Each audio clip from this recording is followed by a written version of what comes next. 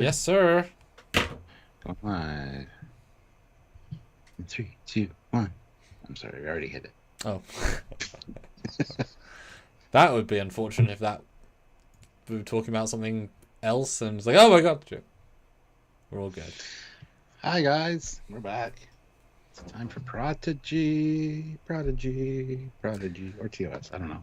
Well, I Whatever. mean, in Lower Decks we had an episode that was sort of DS9, but also Lower Decks. Is this not sort of TOS yet? Lower Deck? Project? It's both. A Ah, little bit TOS. correct answer. Yes. Welcome. Yeah, yeah. Nice uniform. Thank you. I wish they kept. I I wish wish I they. had one.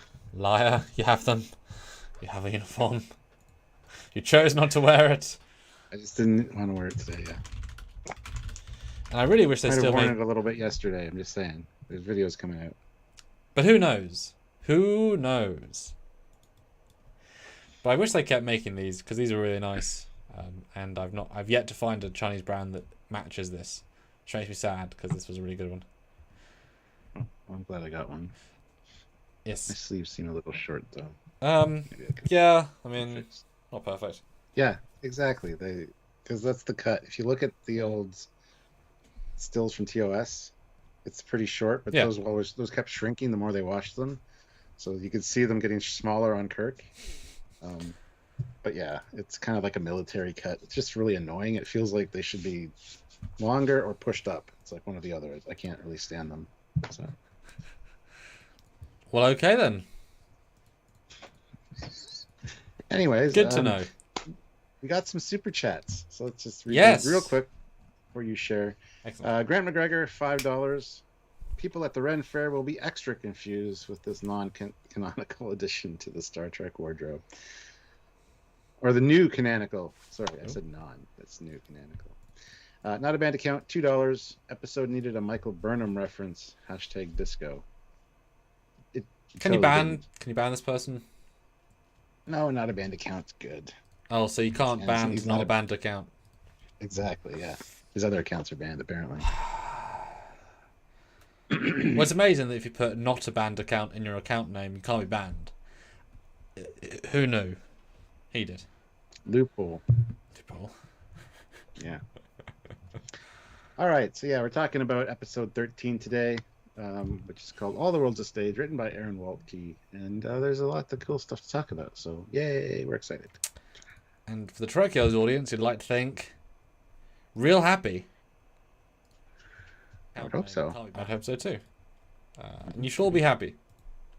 But I'll start sharing Should. and see you in a minute. Okay. All right, guys, that's your cue to hit that like button. We have 24 people here with 20 likes. Hit that like button if you haven't already. And yeah, we will really appreciate that. If you can help us out by joining the channel, there's a join button down there. Click that.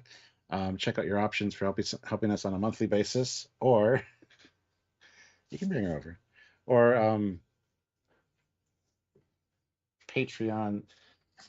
Patreon/Trekyards for another monthly way to help, or super chat during the live. We want to hear your thoughts, and Lola wants you to super chat because she said so. This is the way.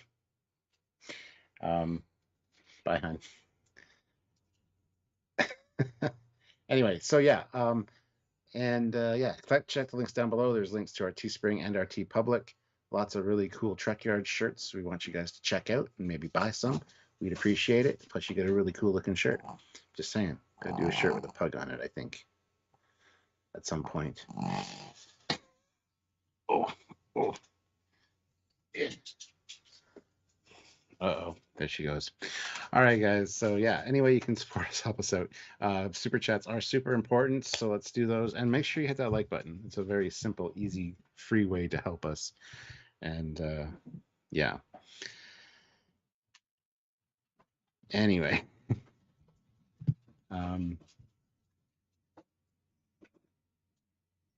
Sorry, Sylvia's just leaving, and yeah, so I got to make sure the dogs are fine.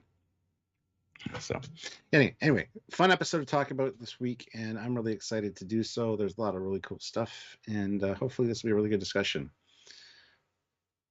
Yeah, I didn't know they could change how the bridge. Nobody did, Dan.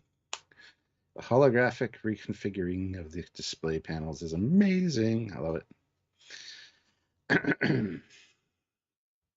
A lot of people were confused in my first reaction view last night, thinking like, where'd the stations go? The stations are still there.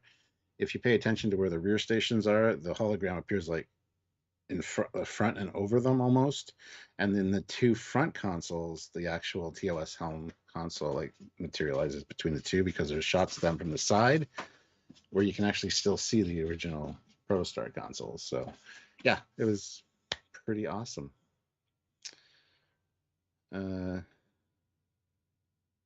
Dan says, not quite sure how I understand how this planet has caused technology. Like, you mean TOS maybe? Surprise visiting. Well, you got to assume they had some level of technology, like, like us, or less than that, obviously. But they had the technology from the shuttle that would have got retrieved from the shuttle before it started like leaking and causing a real problem. So, and there's usually like 6 phasers in a storage locker on the ship, as well as communicators and stuff. So I think it's fine. I see no problems with it. So, Stuart, there's a controversial poll. Stuart, read the poll.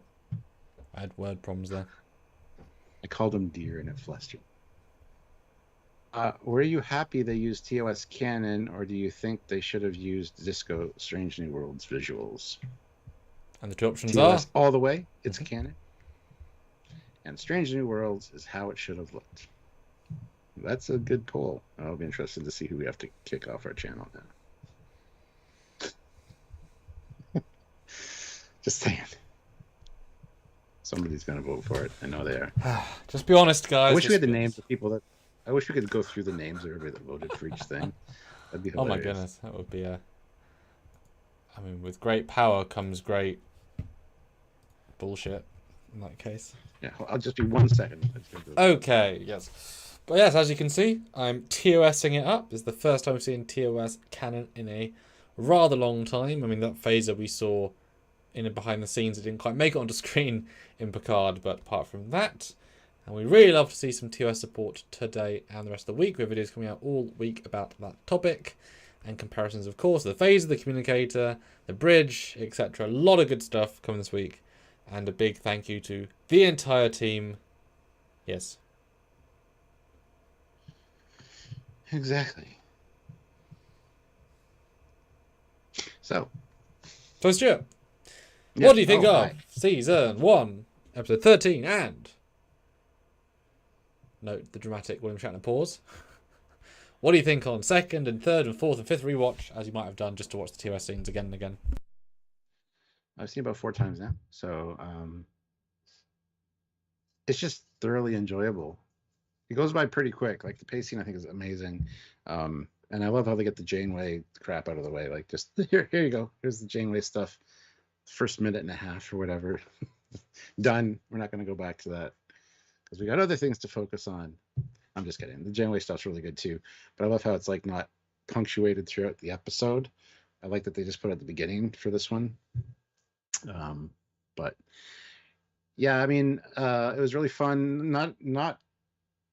Nobody really got focused on in this episode. It was more of focusing on the planet and the tech, or the TOS stuff, which was great. And it's a nice tie-in with, Ensign David Garrovick from Obsession. There are a few problems that I have, though, because the Galileo 7 got destroyed in Galileo 7. And then in Way to Eden in Season 3, it was the Galileo 2. But if you look at the name on the ship, it does still say Galileo. So it's not the Galileo 2. So it's after the Galileo 7 was destroyed and before the Galileo 2. So it's somewhere near the end of Season 2, at the beginning of Season 3. There's a small window where this would have happened with just another ship called Galileo. And we know that they do that. Galileo, like I said, Galileo number 2. And then there was the Delta Flyer 2, So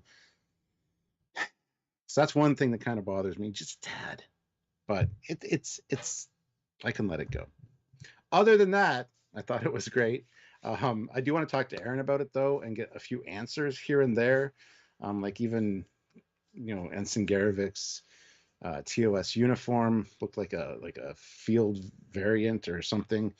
Which I did ask Would have been about. great. I did actually, because he actually, Oh, I tweeted this, I tweeted our review from earlier, and he tweeted back, say, I didn't tweet necessarily at him per se, I just tagged him, and he said, great, thanks, and he actually answered, that was the one thing he picked up from our review that he wanted to address. So I have his answer, oh, which what's means the he watched, answer? well, I'll tell you when we get there. Ah, But it means that he actually watched our review, and he took note, because, yeah, we're pretty damn fair, but also, a lot of the Prodigy stuff is, there's not enough time to explain. exactly. They might have thought why in their heads, but it didn't make it into the show. Or it was in tiny line dialogue that you could infer the answer, but you can infer lots of things into lots of lines, etc. Yeah. So this episode is certainly Okay. dense with those. As long as there's an answer, I'm happy. Well, I didn't say there was an answer. I just said he gave me an answer. That's a different thing. Okay, well, I don't know what it is, so I'm not entirely satisfied. So, Okay, good. Okay, so it's kind of a weird. Okay, yes, it that's is. fine. It would have been cool if it was like after season 3, like a season 4, season 5. They changed the uniform a tad. It was the 'Cause all phase we 2 need is uniform. Yeah, all we need is another uniform, right? Yeah, so a few little niggles like that kind of bothered me a tad, but other than that, it was a fantastic episode. Really fun to watch. Really, they kept the heart and soul. This is their love letter to TOS. DS9 did it with Trials and Tribulations. Yes. Enterprise did it with Infinite Darkly. Mhm. So this is great. Well, that was This like is the a hate nice- letter to TOS because it was Mirror. Uh-huh. Yes, the hate letter to TOS and Enterprise. Thank you. And yeah, shown properly for the first time since Enterprise. It's a long time, Beautiful. Stuart. Beautiful, yeah, absolutely. So I really appreciate them for that. So I really enjoyed this episode. There you go, it's out of the way. Best episode of Prodigy ever. On a certain scale, possibly. I don't know. We'll see where it ranks. Oh, the question though, does it beat the Kobayashi Maru from last year? Because I'm just such an obvious no. That one absolutely beats this one. Because that one had like all that was on fire from start to finish. This builds, right? It goes on fire, but it doesn't start on fire. That one is like firing on as many cylinders as they invent cylinders, like Rene Auberjonois and Leonard Nimoy invent cylinders to fire on for that one. Oh no, we'll just throw a Klingon bridge in with new Klingon armor. Yeah, we'll just throw that in. It's like, what? Well, that's a good segue into what Oh. you thought of the episode, I guess. Not an ad? Shoot. Wait, what? You want an I ad? mean, you can throw an ad in. I mean, before. Okay, there. Okay, ad. And now subtract. We're back. So That's good. I like it. I've given my good opinion. Now it's Yes, time Stuart. to subtract from that with Samuel's opinion. So I only have certain rank, so I can't be listened to. Yeah, this one is great. It was not going to not be great, right? Great writer, great idea. Both a tried and test idea with the link to planet from TOS with the the episode, the gangster one. So it's sort of already a logic. he's the actor. There you go. And it's sad that we have to give them credit for using TOS when, of course, TOS tech. And in fairness, as I said when you were gone, there was a TOS phaser prop used in Picard. It's just off screen in the cases with all the weapons. You're like one layer down that you never got to see, but it's there. Yeah. Just didn't make it on screen, but it was there. So it's close to being the first time for a long time. It is a very interesting episode in that normally Prodigy is very continuing story, very character focused. This one is oddly episodic and oddly story focused. It's kind of more like a Voyager episode in that respect. Because as you say, Dahl gets the most, but it's just kind of, oh no, oh yeah, done. Like there's really just two moments and a little bit of bitching in between. Grain gets absolutely nothing. Rock Talk gets the caregiver. Although I do like the dialogue she says about the tech stuff, that delivered very, very well. But so they do their job, but there's not much growth of character. Jankum funny, some good lines in general, but they're just comedic effect. Murph steals the show with Murph's lines. I really like just oof. But when you have such a good guest range of fake Sulu, fake Kirk, fake Bones, like to give them all dialogue, and Janeway and other Janeway and villain who I forgot the name of, Diviner, and the 2 new characters. Well, it's a very big cast now service versus an episode where they're just on the ship with the 5 of them. So it's a totally different sort of episode. Now that said, this sort of story will obviously grab the entire fan base, both for the old fans of 50 years onwards up to now, but also, as someone said, their kids didn't get it, but now the kids are going to say, well, what is the meaning of this, Dad? You can show them TOS. They can be like, oh, cool, it was in Prodigy. I'll be excited about it. Let me, and then they can bring them into TOS, which is fantastic because it's the best of the Trek shows. If you look at amount of episodes per amount of quality episodes, Teenagers more episodes, therefore higher ratio of bad, but also more better. But that's ratios. But attention to detail is fantastic here. The story is very clever. The pace is fast as all hell. It could have done with one shot of the Ensign Garavik, whatever his name is, leaving the Enterprise on a shuttle, like seeing how he crashed there. That's the only thing that'd be missing to make it the chocolate sauce on the cherry, on the icing, on the cake of the many layers cake of the beautiful dessert. That would have been great, especially as the Connies aren't exactly hard to build, and there's plenty of Connie models out there. And also to have us feel. Well, I was going to say they have a wireframe line. That's Lower Decks. Never mind. But They've just got But I would really, really have liked to relate to the guy more, to know why he crashed, because anything they say in their big speech can be taken with grains of salt, that it's been diluted over time. The Enterprise, how did they get to orbit, not realise they lost their shuttle, leave him behind to let him die? Like, the story of him isn't explained well enough, and why and how he got here. So I really would like. Went on a solo mission. Because he's not rescuing anybody. He crashes. He lands. Like there's not. But it makes sense they can't explain. But I would love to an epilogue scene, or it might have been on, or they could download the logs where they left. Maybe last scene. They get back to the ship. They leave, and imagine then Janeway says, "Well, Dal, you've managed to Rottog managed to get the logs here," and then on the screen you see him. Would have been great. I think that was the only thing that'd be missing to end on why, because he could have said something like the volcano was actually going to erupt a la Into Darkness and destroy the planet, and he said, no, I'm going to stay and do a survey. I was doing a survey anyway, and he solved the problem, but that causes ship to crash, and then because why the hell is he in a dilithium volcano?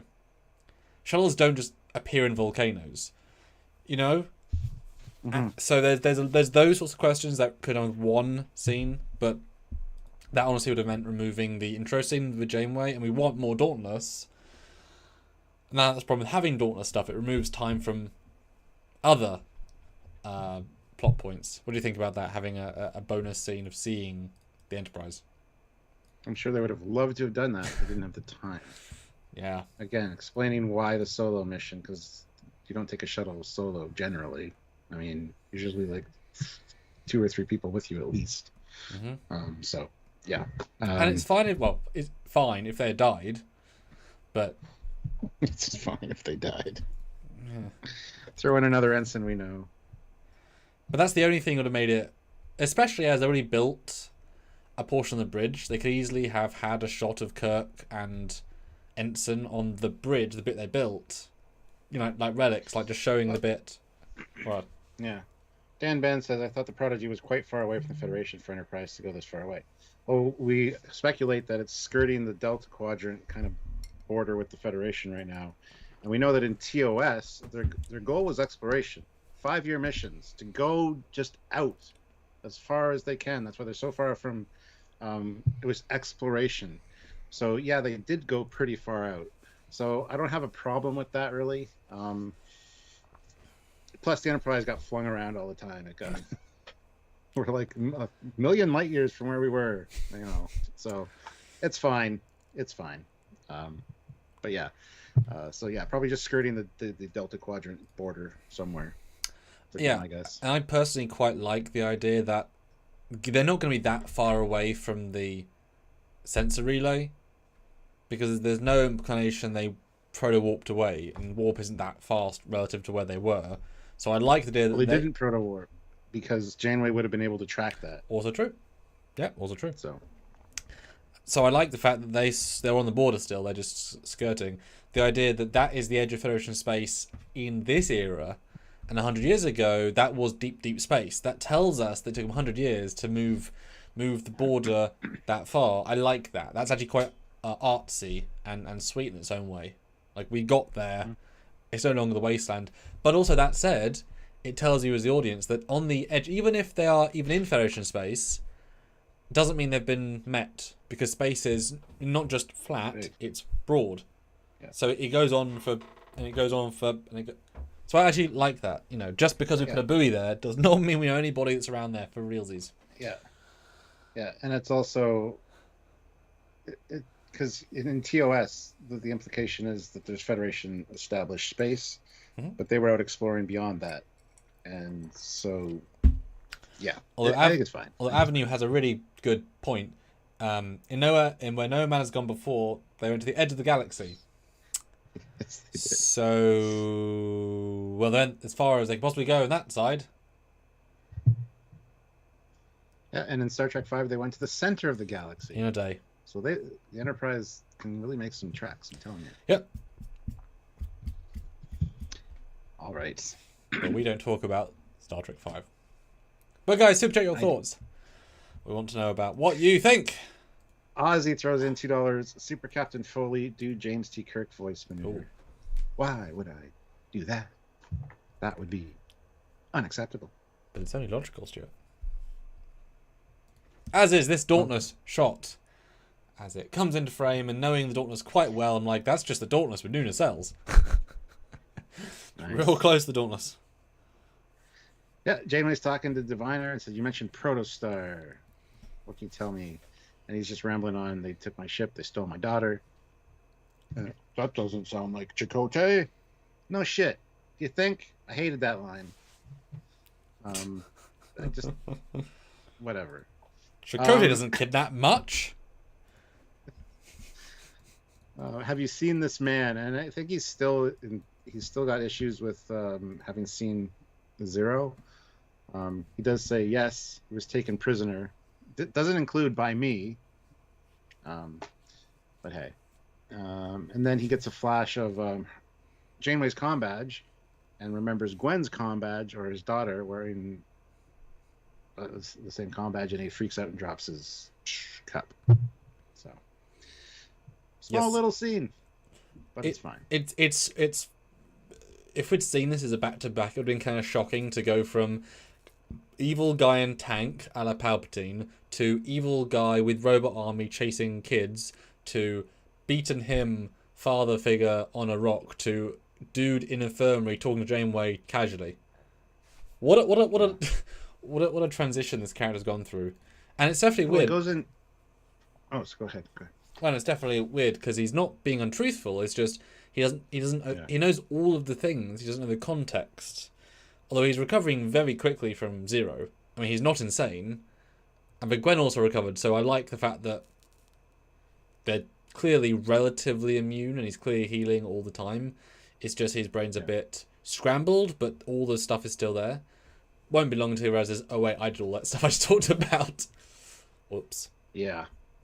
He does go into post-neural shock, though, so they sedate him. Mm-hmm. And then we get the reveal that they found the escape pod that Barnes Frex had launched. Yes. And some unknown vessel intercepted it, so the Dauntless is on its way, tracking its warp signature to find Barnes Frex, which is great. That was, I mean, we called that out, Stuart.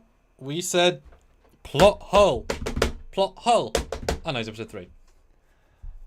But the edge of Federation space, who the hell? It's not Prostar.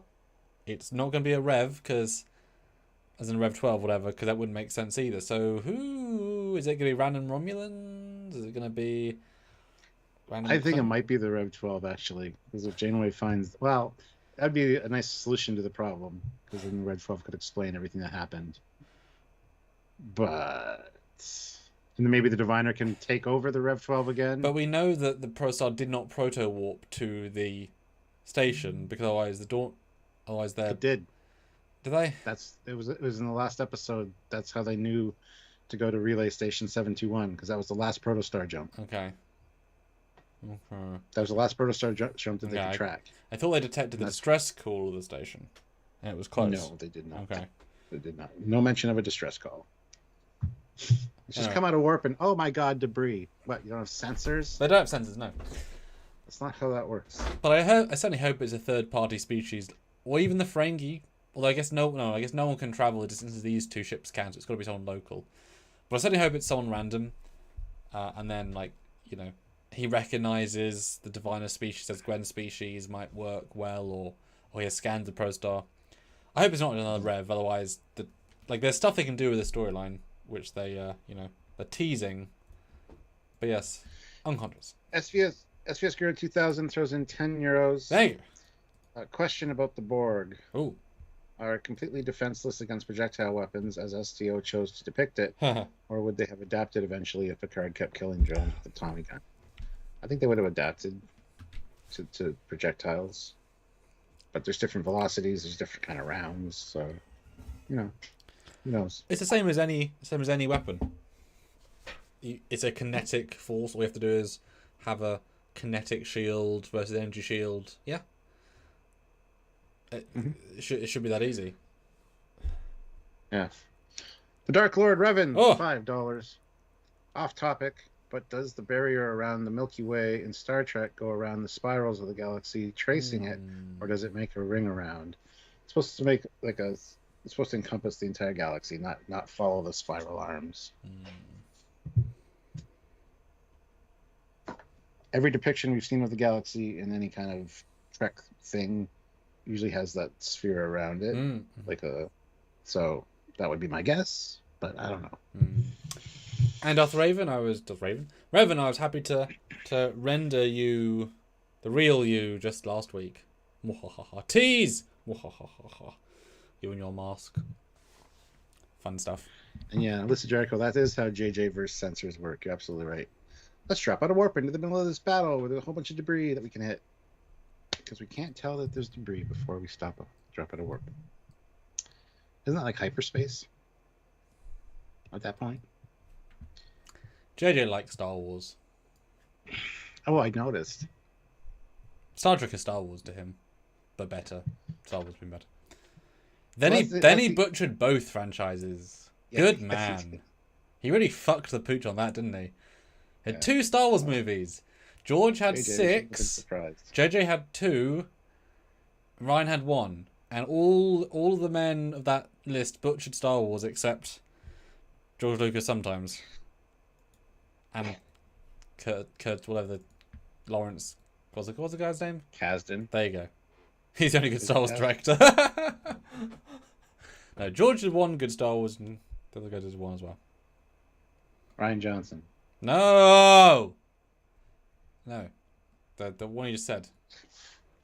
Okay. No, so this is the only real Janeway Dauntless stuff in this episode. Very, very abrupt. But I think it was a nice boom, boom, boom, move along, and kind of got some points across. We learned about the escape pod, so boom, that is that section of the episode covered. We don't have to talk about it again. I would say it's not gaining momentum so much as pulling one scene out of an episode into another episode. Did you notice though? Janeway was drinking coffee again. She had her big coffee mug. Oh. She had the big silver coffee mug. I mean, you could put tea in it. No, you can't. This is Star Trek. Somebody argued that last night. There's nothing canon that says that's coffee. No, hold on. Chalices in Star Trek are very important. If you see a Klingon one, it's got blood wine in it, guaranteed. If you see a Ractagino mug, it's got Ractagino in it. If you see a Picard teacup, you got tea in it. Exactly. If you see her big silver mug, it's got coffee in it. I disregard your canon. I do not disagree. And I will fight anybody on that. We found out chalices are very representative of what's in them. Will you fight Aaron Waltke when he tells you that it wasn't coffee? It is coffee. She's just started drinking tea, so it's a back and forth until she's drinking tea in Endgame. She's not going to go directly from coffee to no coffee. That's not how it works. But what does work this year is this phenomenal looking planet mesh. The thing's pretty butchered. Because that's a Jesus Christ, that's not a good planet. I mean, Class M with half the planet being bloody interior rock formations. My God, what the hell happened here? It's cool though. It does look cool. And did you notice, Stuart, that when they go into the bay, you see Prodigy phaser rifles, which I'm assuming are in the video game, but I haven't played the game yet. Oh, they are. They got the phaser rifles and the phaser cannon. Is it the same design? Yep. So there you go. The game cannons made it into the show because I haven't seen them yet. I'll have to do a video on these because now they're canon. Yep. Bit And weird, but no, they don't have the phaser cannon. Okay. photonic cannon.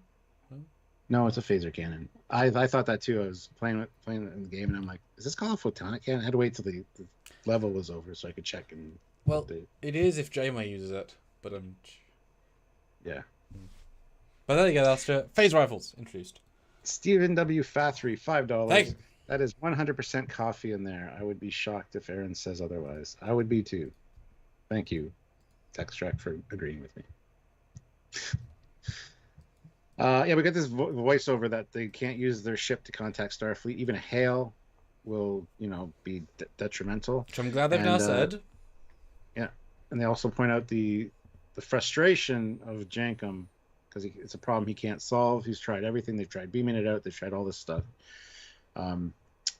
Yeah, so somebody suggested last night they should have Murph eat it because Murph can eat, photonic grenades and it doesn't affect them. So I don't know. I just thought it was an interesting idea. I mean, he's a bit ill right now, but there might be a later reveal. Yeah, that's a fair reveal. But it's a cool sequence of Jankum trying, and I appreciate at least they're paying lip service to the things that they really make us believe. Now this thing is genuinely stuck here. Yeah. And I like when he just literally walks into it and it moves. I mean, this thing is very advanced. I like that. Way more advanced than the Rev 12 or the Dreadnought. I mean, these guys. I know you can transform a ton, but this thing is next level. Yeah. It's great. But they can still help others. They detect this interference, and they want to. There's life forms, so they're going to go check it out. And Jankum's like, who would want help from losers? We can't even solve our own problems. Oh. And Dal's like, as long as we keep that thing below deck and away from Starfleet, we're going to be good. We can still help other people. So their heart's in the right place. And I hate how the episode ends with the whole, even if it was without the protostar, we'll get back to Starfleet. It's like, oh man, that's sad. Don't get rid of the protostar. It's fine. They have a Dauntless. You love the Dauntless, right? I absolutely despise the Dauntless. But this is the actual Dauntless, not the Dauntless. This is the Dauntless. it's still ugly as hell. So.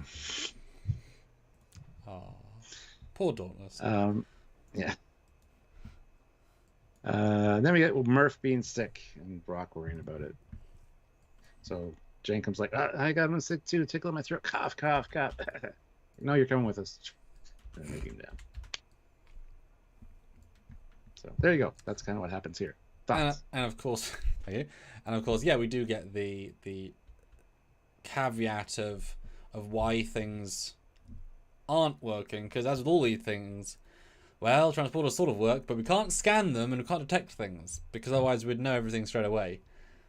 So it's a little bit heavy-handed in that array detection blocked, but you gotta do it. Yeah. And that's fine. But yeah, Murph's. Dan Ben makes a suggestion that maybe the planet looks like that from dilithium mining, which is interesting because it's obviously rich in dilithium, or at least one part of it is. So yeah, could be. Sci-fi science interest throws in £5. Thank you.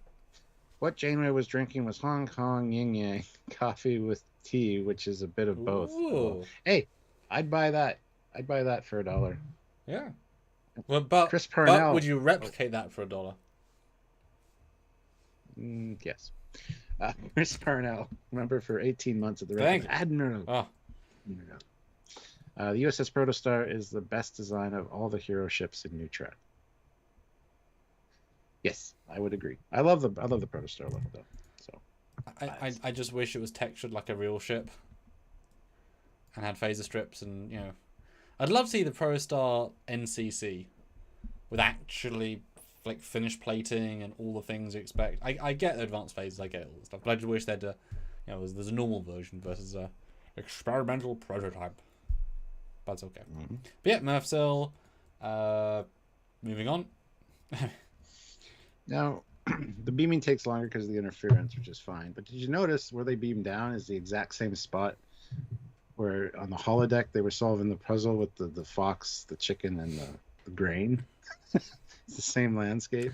I thought it was the same place from when they're walking through the forest planet at night, but at day. That too. Yeah, it felt like the exact same location. So it's only a brief moment here, but it definitely felt like the exact same job. Because why would you make a new forest? Yeah. Yeah. I mean, you've got a well, the forest. lighting, the grass, the long grass, the rocks, it all looks exactly like that one holodeck program they had running. So, and also, I don't know if you noticed, but they've now swapped using the Voyager beaming sound effect versus the TOS beaming sound effect. Didn't notice that, no. Because they use the JJ effect for visual for some reason, and yet the TOS effect sometimes is for the Voyager, which sounds great, but it's like, okay. Yeah. And also, I don't know why they said it took a long time. It looked like the exact same beaming as always. I don't know why they made a plot. No, point. if you when you watch it again, it takes like and then it's like done. It takes a little bit longer, and it kind of gets more dense in like two spots where on each. But it's so minimal. It feels like why even bother mentioning it. I didn't notice it the first time. Yeah. When they beamed down, he said that. I'm like, what? No, but it is actually because it feels like it's a plot point. I actually thought that they were going to say we beam through a time rift or we're at phase or it plays no part of the story at all. I don't know why it was mentioned, honestly.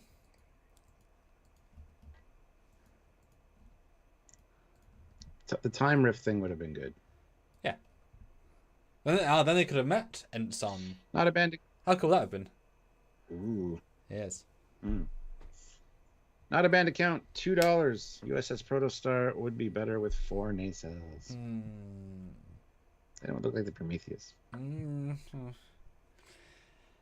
It would fix one view of the Protostar, which is when it sweeps in. The nacelles are so high and so long that it kind of has a weird. From one angle, it's really weird. But past you from the side looks incredible, which is pretty good. One weird angle, everything else is great. That's a success in my book.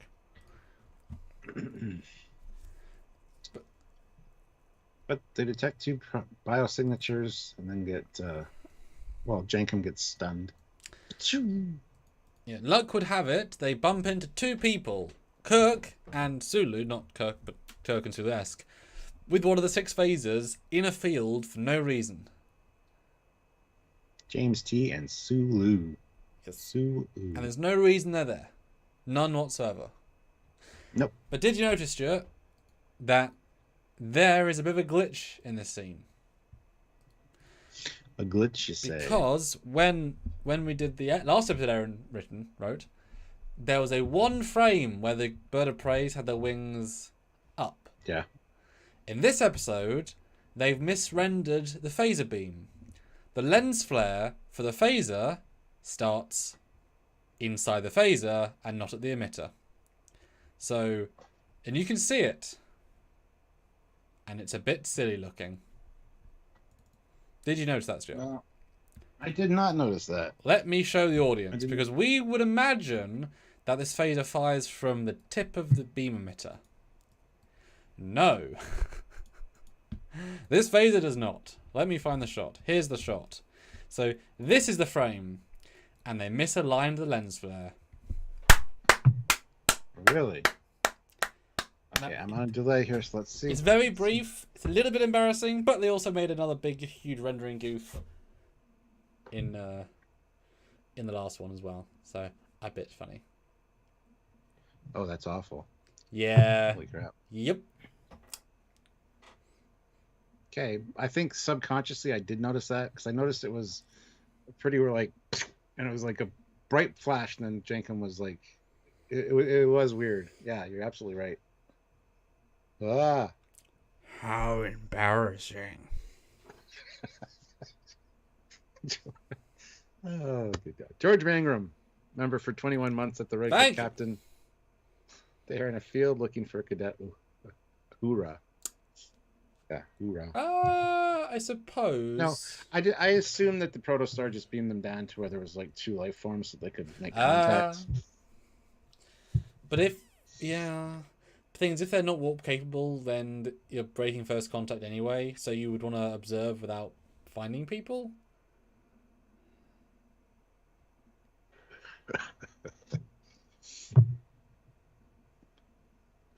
And P.W. Gregory says, you notice that, but not the transporter?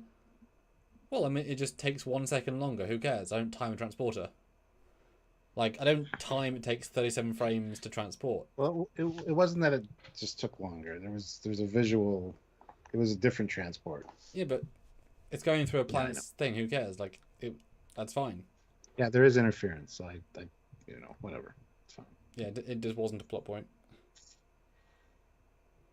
Yeah, have to fix that with Blu-ray.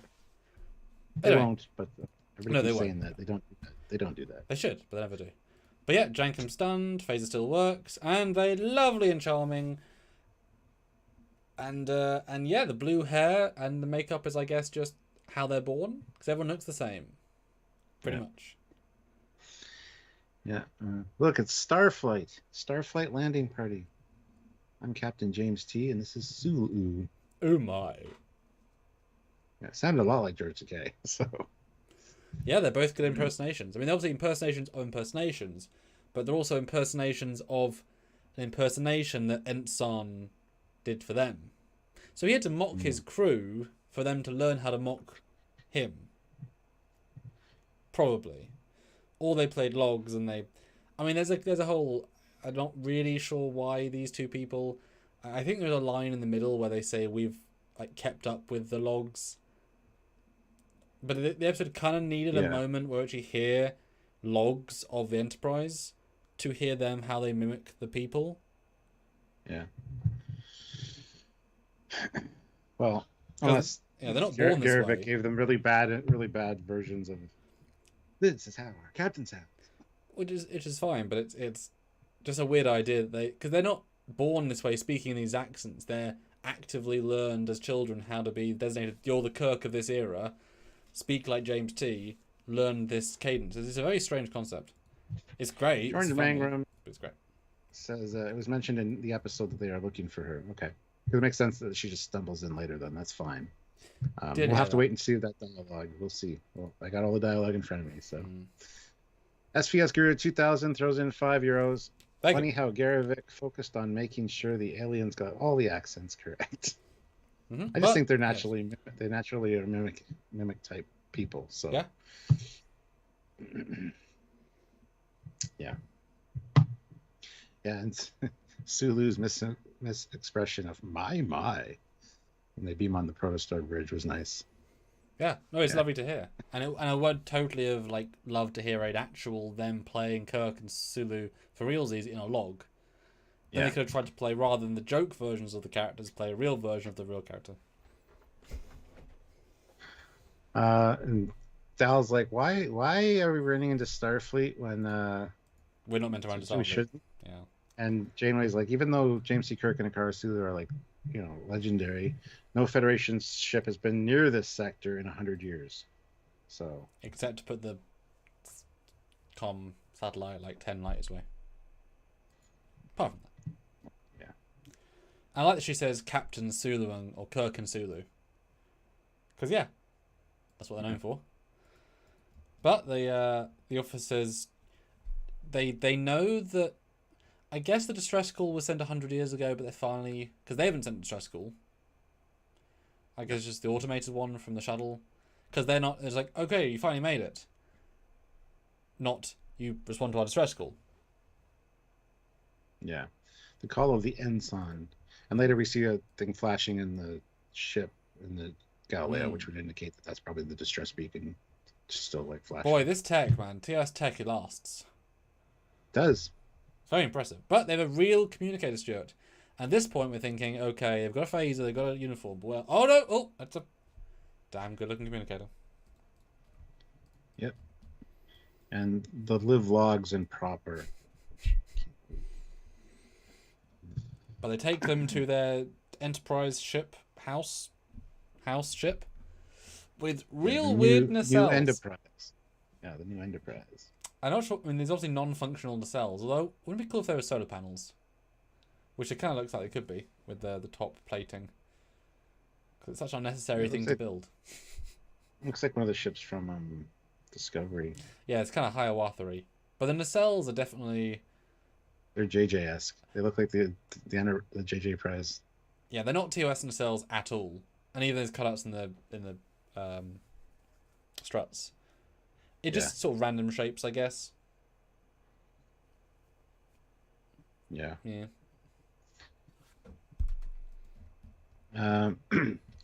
Anyway, they walk in and, they all look alike. They all have the same color uniforms. They're all practicing Kirk Fu, which is hilarious. And there's the big statue of Garovic.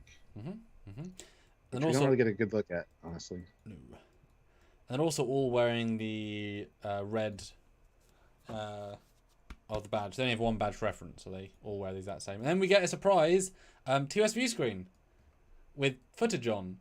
So they've gone from being, we have some items from TS2. We built a bridge TV segment. Yeah. We built a TV that looks like a bridge monitor. And it's amazing, but it's really confusing. It kind of threw me for a loop because there was not a view screen on the TOS shuttle. So this race had to take the schematics from a shuttle, develop all of the technology to mine materials, to create construction materials, to reverse engineer the materials, to then use schematics to build a TOS bridge piece, and yet not have enough tech to make a one piece of fabric uniform. But they reverse engineered a full working view screen, but they couldn't make a one piece uniform. It's the same thing the Iosians did with the Book of Gangster Mobs. They created a whole city of Chicago based on a book and the descriptions therein. So they're just imitative, adaptive, very smart people. So, but I like how their training area is better than their playhouse. And right before this scene, though, Jankum Pog says, "Oh, look at these guys pretending to be Starfleet." And Dal's like, "Oh, yeah, who would do that?" Because essentially that's what they're doing, which is Dal's whole thing through this episode. So he's not worthy. He's not worthy. And this is also meant to be the get out of jail free card for why the people on the ship at the end can fly the ship. It's not well explained here, because it's not explained here. Yes, they're watching people press buttons. It's here, but it's very poorly done. You really need, as we had said, you needed the CG models of Spock and Uhura to be doing a training scene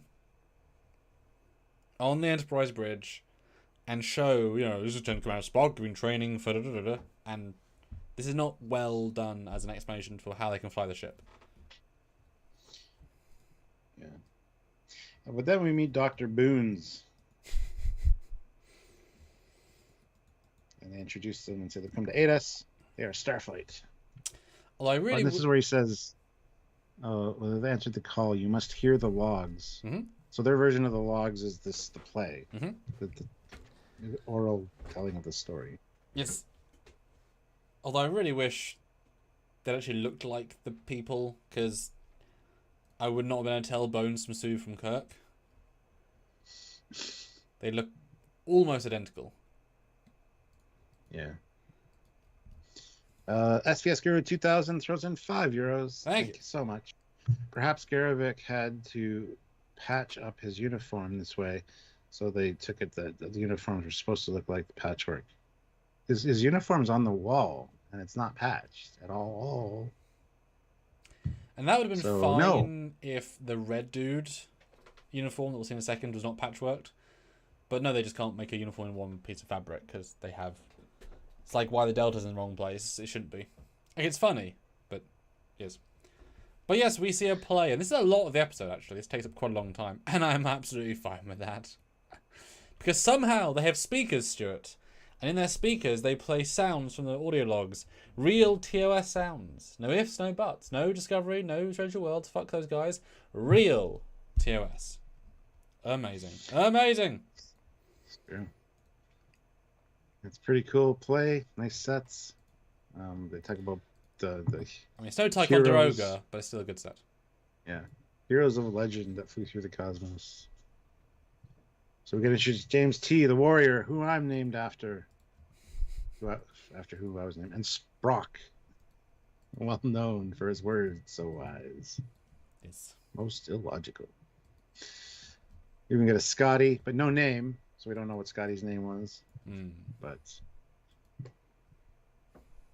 yeah, I almost like the captain's chair look in this one better than the actual captain's chair. Dear me. They found our world. And then there are people below. This might explain some of the things. People below who need us, but we cannot intervene. It's Prime Directive. They would need a hero. So Garavik probably went off script and took a shuttle. That would explain why it's just him aboard. He did a Tom Paris, essentially, and went against the captain's orders and the Prime Directive to help these people. Might make sense. Just saying. Yeah. But it's a good story, and you can take everything with a grain of salt, which is nice at the same time. I love their representation of beaming as well. Well, he doesn't beam. He goes on a shuttle, so I don't know why they're doing a beam. That's why he says that he fell from the sky. In a shuttle? Yes. But he's beaming. He's not, though. But there's a sound effect of him beaming, and he's on a thing of stars, which is the beaming effect. That's what I took from that.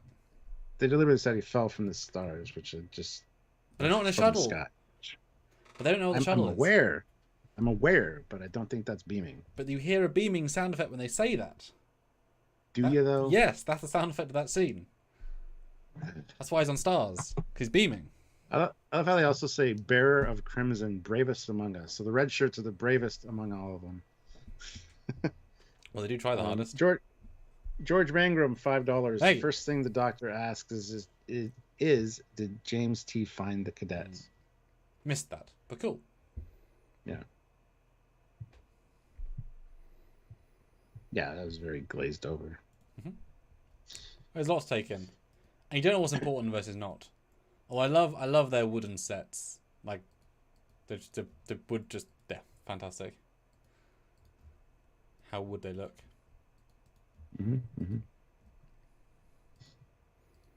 But he also brought a warning. The great evil has followed me here. Gallows. Do not enter the woods where it works. Now, I thought this was a creature. I was totally taken in by this. You, however... When I heard Gallows and the rest of the names, I was like, Galileo? Now that doesn't make any sense. It won't be the Galileo. So, yeah, I did think that first time. But, because Gallows didn't make sense. I mean, there's been a lot of times in TOS Trek where we've seen actual, like, gallows. Yes. Like, you know, the Squire of Gothos. There's actually a gallows with a noose. Stuff like that. And I'm like, nah, it's got to be something else. It can't be the Galileo. That doesn't make any sense. But sure enough, it was. So. Instead, it's a Voyager 6 moment. Misnamed. Voyager 6 film. As in Voyager 6, they call it Vija. It's Galileo, they call it Gallows. Yeah. Classic misunderstanding. So who else of you, though, did also think Gallows equal Galileo 7? Because I did not think it, but it's a nice reveal once you know it, but keeps far enough away. And I mean, yeah, they do a good job with this. It's well done. And they don't make it clear what the disease is, in a sense, because they say whoever found it got ill, but then Dahl gets it from touching the lady, but not... Probably be radiation sickness. But then why did no one else get it that also touched her? Because other people did touch her, and then it obviously doesn't spread very far, because then they'd all have it in the past. The same reason that some doctors don't get radiation sickness when they're treating people with radiation, but some people that have come in contact with those people do get radiation sickness. I don't know.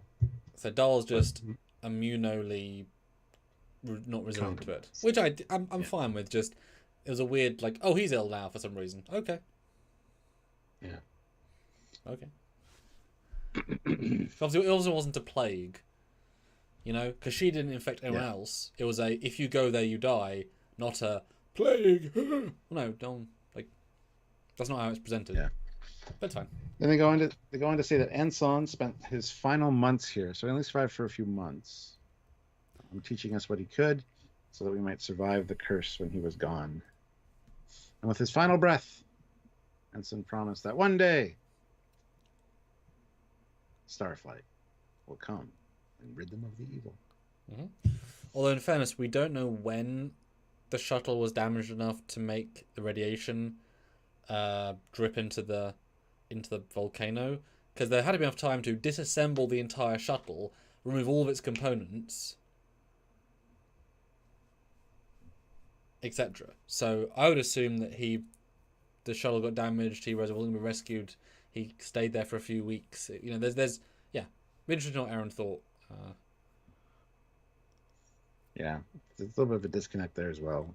Because how would he drag Galileo's very heavy door from a cave with radiation poisoning all the way to a building that hadn't been built yet? Where were they living before that? And how did he drag stuff? 'Cause he didn't bring people because people would die because he was dying.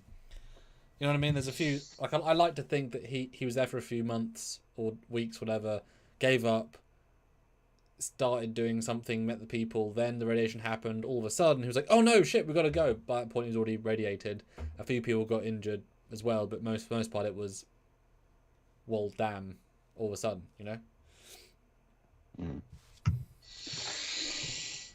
Yep, that's another question I have for Aaron. So. Yes. But great play. Well acted as well. Until they say it's all you guys, because Starflight is back. Help us, Starfleet 1 Kenobi, your only hope. Wait, wrong universe. Yeah. And Jenkin's like, what now? We need to do what? P.W. Gregory says bits of the shuttle fell off beforehand. I mean, very unlikely, but... All sure. Of the shuttle? All of the inside? There's a panel in the floor missing. There's a roof panel missing. There's a whole bunch of stuff from the interior missing. All of the back the section. Door. Yeah. And some people might say the door's open. The door's not open because the top part slides back and the bottom part falls down onto the nacelle to be a step, and that's all gone. So. Yes. It's been disassembled. It hasn't been... also the way it's broken, there's a plate that is missing. It hasn't been ripped apart. A plate is now gone. So... Yeah, one could assume that the plasma dripping may have started right away, but didn't start reacting with the dilithium for a month or two. Because we don't know how many months he was sick or dying or whatever. So because how long I'm sorry. And you could assume too, it doesn't seem like he died from injuries, like in a shuttle crash. It sounds like he died from the radiation sickness. 100%. So yeah. Because how long does he stay there and not get rescued? Because he knows for a fact that they are so far beyond the outer range of Starfleet expedition that he will never be rescued again unless the Enterprise rescues him. So how many days later do you wander? Which obviously asks the question of how did the Enterprise not realise their shuttle was missing, their crew member was missing, and where they were? Because the Enterprise doesn't leave people behind, really. So something may have happened massively to mean he thought he was never going to get rescued. If he thought he was never going to get rescued, then you could justify things, maybe. Although he did break Prime Directive. Although, was there Prime Directive in TOS? No, it was called something else. It was called... It was called a few things during the course of... there is dialogue in here that states that he went against the Prime Directive because the captain said we can't help these people. Yeah. I just want clarity on the situation because it's confusing. Now, I can buy that they were at warp and they got pulled out of warp by the planet or something and then they crashed, hence the damage. Because now the shuttle can go to warp, but still. Yeah. You'd have a flight path for Galileo. And Dan Ben, according to Memory Alpha, the Enterprise had these Galileos. Galileo 2267, Galileo 2267-2068, and Galileo 2 after that. See, that's only added because of this episode. They've updated stuff since this episode. Yep. So they're retconning it by saying, oh yeah, there was another Galileo in there. We just didn't name it the Galileo 2 yet. But Uhura comes back, or not Uhura, and she's ill. And they take them to not sickbay, which I do wish had been just the sickbay from TOS. But that's okay. Yeah. And Generation Production, yes. The Iosians, if you have the book, The Worlds of the Federation, they actually emulate Federation tech after McCoy leaves his communicator around. So when they go back, they find a starbase with, same communication frequencies and stuff. and now it's a protectorate of the Federation. There's a whole thing about it. So fancy. Yeah. But guys, we are still 130 away from our minimum. We're at 48 likes, so we want to get at least 50 likes. And keep voting in the poll. We have currently 79 votes, but we definitely want over 80% in the one answer, because it definitely deserves to be that way. So keep voting in the poll. Let us know what you think. Please and thank you. 79 votes. Vote more. Vote more. Yep. Yeah, but she thought, it was worth going because exploring and, doing that kind of thing is what are we supposed to do? We're supposed to explore the unknown. So, yeah. Unfortunately, she got poisoned as a result.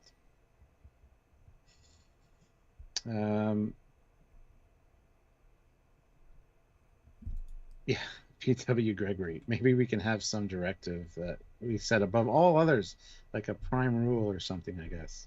Captain Archer. General Order 1. Thank you, Sci-Fi Science. That's what it was called, yes.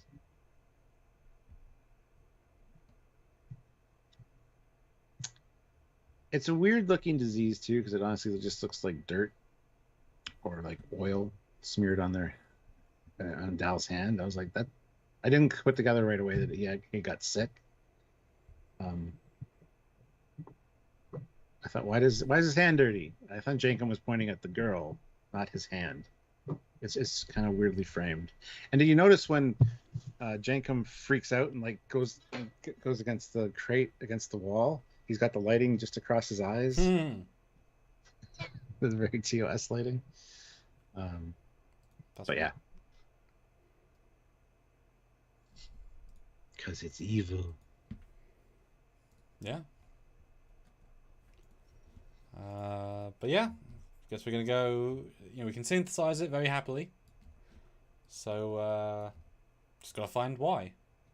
So I guess we're going to the cave then. On that though, I'm gonna swap out of this because it's getting a little bit too annoying. So I'll see you in a minute. I'm beaming away, Stuart. Oh my god. Bye. Goodbye, Captain. Goodbye, Commander. Don't get sick. Let's see. All right, we got 81 votes on the poll. Awesome. So, were you happy they used TOS canon, or do you think they could have used Disco Strange New Worlds visuals? TOS all the way. It's canon at 79%. Strange New Worlds is. So there you go. We'll close that poll out when Sammy gets back because he'll want to see the results. But keep hitting that like button if you haven't. Want to get those likes up and more super chats, please. We want to hear your thoughts, especially about the some of the stuff coming up, about the cool TOS stuff. So yeah, I definitely saw that TOS lighting, says PW Gregory. Hell yeah.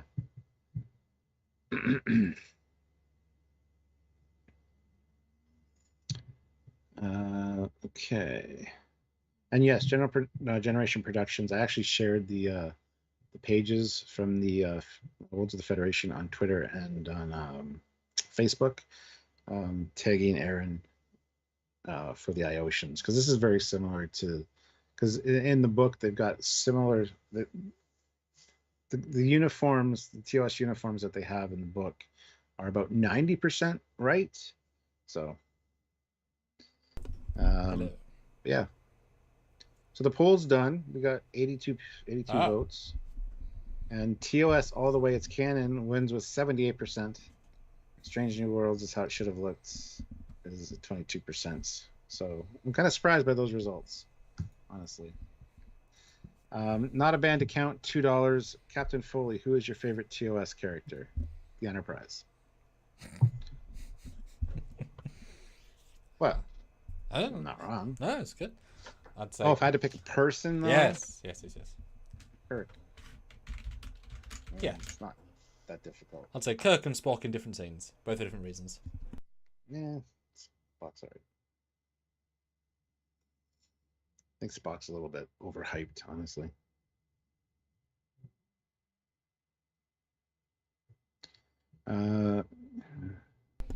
New poll. Simply, how's the episode? Good, bad, great, not so good. Vote now. We'd love to hear. Yes, but yes, We're back. Yeah. Oh, gonna say Rack on the Protostar, and Rock's trying to get a sample from Murph to analyze it, and Murph's not doing so good. The body's Kinda literally stringy and- failing. Yeah, stringy and gooey. And if you play it as, this is real bad. And then we cut away. Or, in essence, we cut away. Because they got to go help. Yeah, they need Rock down there with the EV suits to go look. And I was pretty happy, though, that got included in the story. And also, EV suits. Yeah. Rarely happened, they think, we'll die of radiation, let's bring EV suits. But they did it. Didn't need to. Yeah. Did it, though. Good job. Oh, yeah, Jamie, look after Murph. You know, your hologram self. Yeah. So then we cut back to Zero working on things, and Dow's like, "Have you ever synthesized an antidote?" And Zero's like, "No, but I've skinned the manual." So that was just a fun little scene. I'll do the best I can. Try to relax. Yeah, it's weird the skill set Zero has and doesn't have. It's like, I can do anything, / oh, who knows? Yeah, pretty funny. Yeah. But they use the tube worms or whatever on his neck that takes away the itching and the pain. That's a cute little moment. They apologize for their lack of, advancement in the medical division. Mm-hmm. But yeah. No, it's a good little scene. It's nice that they're not as... Because the fact is they do have a base that is being held up. They have power, they have lights, they have technology. They're a weird dichotomy race, and yet they know these basic creatures help. He's still dying, but they'll help. But also, they taught us about the Prime Directive. We know he broke it. We understand. No, it's a nice little scene. It works well, actually. Yeah, and then we get a focus on his uniform, which has a weird Star Trek Beyond type collar. Yes. And his phaser on the wall there. Yes. And also, you see the Delta. It does look like a patch almost, but like with a plastic rubber around it. Oh. It's kind of a weird look as well. See, now I can do a close up because I believe we bought a better patch, and because the patch is pretty specific. I mean, it is flat and 2D. That is obviously 3D, which is okay. But I really like the idea that they were sewn in, because it, again, evolution. If you make the TOS one a comm badge, then that devalues the evolution factor, because we know that in Enterprise they wear patches for their uniforms, and in TMP they wear patches for their uniforms. Don't just retcon say it was a comm badge, it was metal, because there's a nice evolution here. Like, it was built in an order, don't change the order, etc. Now, yes, you mentioned the uniform. Now, this is a very confusing point for us, and we noticed it straight away. Doesn't look TOS. Just doesn't. At least it doesn't have Delta pattern all over it, though. So yes. But what did you guys think? Did you think it looked TOS? Because I can grab the answer that Aaron had now, which is sort of useful, sort of not. But tell us, guys, did you think it was TOS or not? Because I definitely did not. And it confused me, because they've been very good so far. So I asked, or I tweeted out, great review. Aaron, the writer of this episode, said, "Thanks, Sam. As far as the uniform, I like to think the collar just stretched a bit while they're mounting it." I said, so just an accidental? The 3D model doesn't look quite like TOS? Oops. Versus trying to look Kelvin or Discovery? 100% not trying to be anything other than TOS, right? We'll certainly be talking about that tonight. Response: I suppose it's a matter of stylistic interpretation, with rhymes to other series and trying to balance that. I said, one answer. Slightly confusing for sure. We'll debate that tonight. But hey, everything else of TOS is perfect. Thoughts? See, my way I described this last night, my first reaction was, Aaron wrote the episode. Aaron was not one of the visual, effects people that did it. Somebody could have got wire crossed, and saw Beyond uniform. It's the first thing they pulled up on their Google search, and made it look like that, and kind of got slapped down for it. But it was already too late. Who knows? Because the patch is right. The patch isn't like Delta's not metal. It's clearly not a metal comm badge or anything. So it's hard to say. I don't like that answer. It's just one of those we fucked up, and it's got stretched. It's stretching. I mean, okay, sure. The radiation. affected the material that was closest to his skin around the neck. And And we will do a side-by-side comparison because there's a very good shot of Simon Pegg and it's an identical fit. I mean, Yeah. even the shoulders, they don't, because TOS is a very certain fit. This has a certain crispy shoulder of Beyond. That's a great uniform. In fact, I could wear that Beyond uniform for our video and be like, that's clearly, hey, I have an orange Beyond. So I can show you I mean, I don't, it's in the other room, but I could grab it and compare. It's clearly not trying to be TOS. Sorry, what were you going to say? I was going to say, what the hell was I going to say? And Generation says, yes, looks TOS, but there isn't any rank on the sleeves. They also missed the rank. Well, he was only an ensign too, so it looks like the sleeves are kind of ripped off and so some of the bottoms ripped as well, so who knows. Nobody else is wearing rank either. No, they are. Yep, they all are. They? Okay. Yep, no, they got that. They're like a swirly. They're fun. They're not quite TOS, but they're close enough. Yeah, I mean, if it could be explained that this happened in season 4 or 5 of the 5-year mission, sure, it's a different version of the uniform. That would work, but it's clearly between the end of season 2 and the beginning of season, or somewhere around the beginning of season 3, because that's where the Galileo 2 is introduced in A Way to Eden. So, Stuart, I will put my $1 bet that you are 100% right, that whoever modelled this got the wrong uniform and it got through all the production and they didn't catch it and it made it out and it's a pure mistake. Because this doesn't work canon or time-wise or design. It's not a stretch collar. It's very obvious. And it's a weird anomaly with all the other perfectly spot-on TOS in this episode. It's a mistake, and they can't say it's a mistake, otherwise they'll get called out. Someone did not check. And obviously they would check the episode, and it's like, how did you let that through? And it's just a shirt on a wall, so they gave it to like the newest person, lowest on the totem pole. Do a shirt. Yeah, because now, like people say online, the Pro Star looks JJ. This is a JJ design. That adds another credence. This is a alternate universe show because that is a literal JJ uniform, which doesn't make sense. The beaming effect. Beaming effect is very JJ. Yeah, you're right. So it's 3 distinct things that are entirely JJ stylists, and in the inside of the ship as well, very JJ. And yet we get the TOS stuff. So they've definitely messed up there, and they can't own that. And I'm sure we'll have to have an off-record conversation and never repeat the answer. But I don't condemn them for it. But this is totally a mistake, and therefore all they can say is... This one's not on Aaron. No. As an Aaron script, it would say, focus on the wall, where we see the uniform shirt hung with a phaser. Dun, dun, dun. Still the phaser, right? Yeah. Yeah. Just a bit weird, because it's not the same. Yeah. Yes. Let's see. SBS Guru 2000 throws in €5. Thank you. It says, how does the Doctor know Dal's full name? His friends never use it. They've talked off screen. They've had time to like hang out and my name is Dal, blah blah blah blah. And as they walked into there's answers for that. Not everything you see on screen is all the dialogue. Yes, there wasn't raw silence and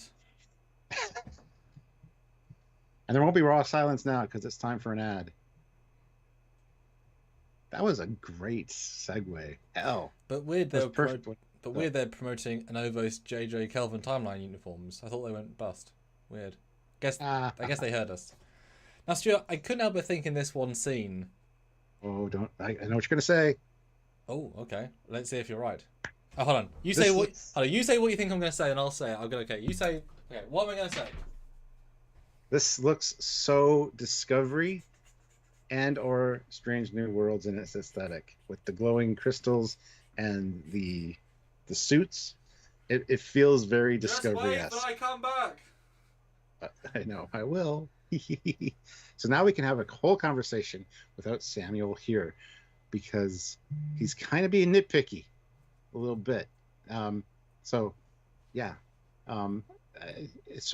we'll just continue the rest of the review without the pictures because he's got to control the pictures.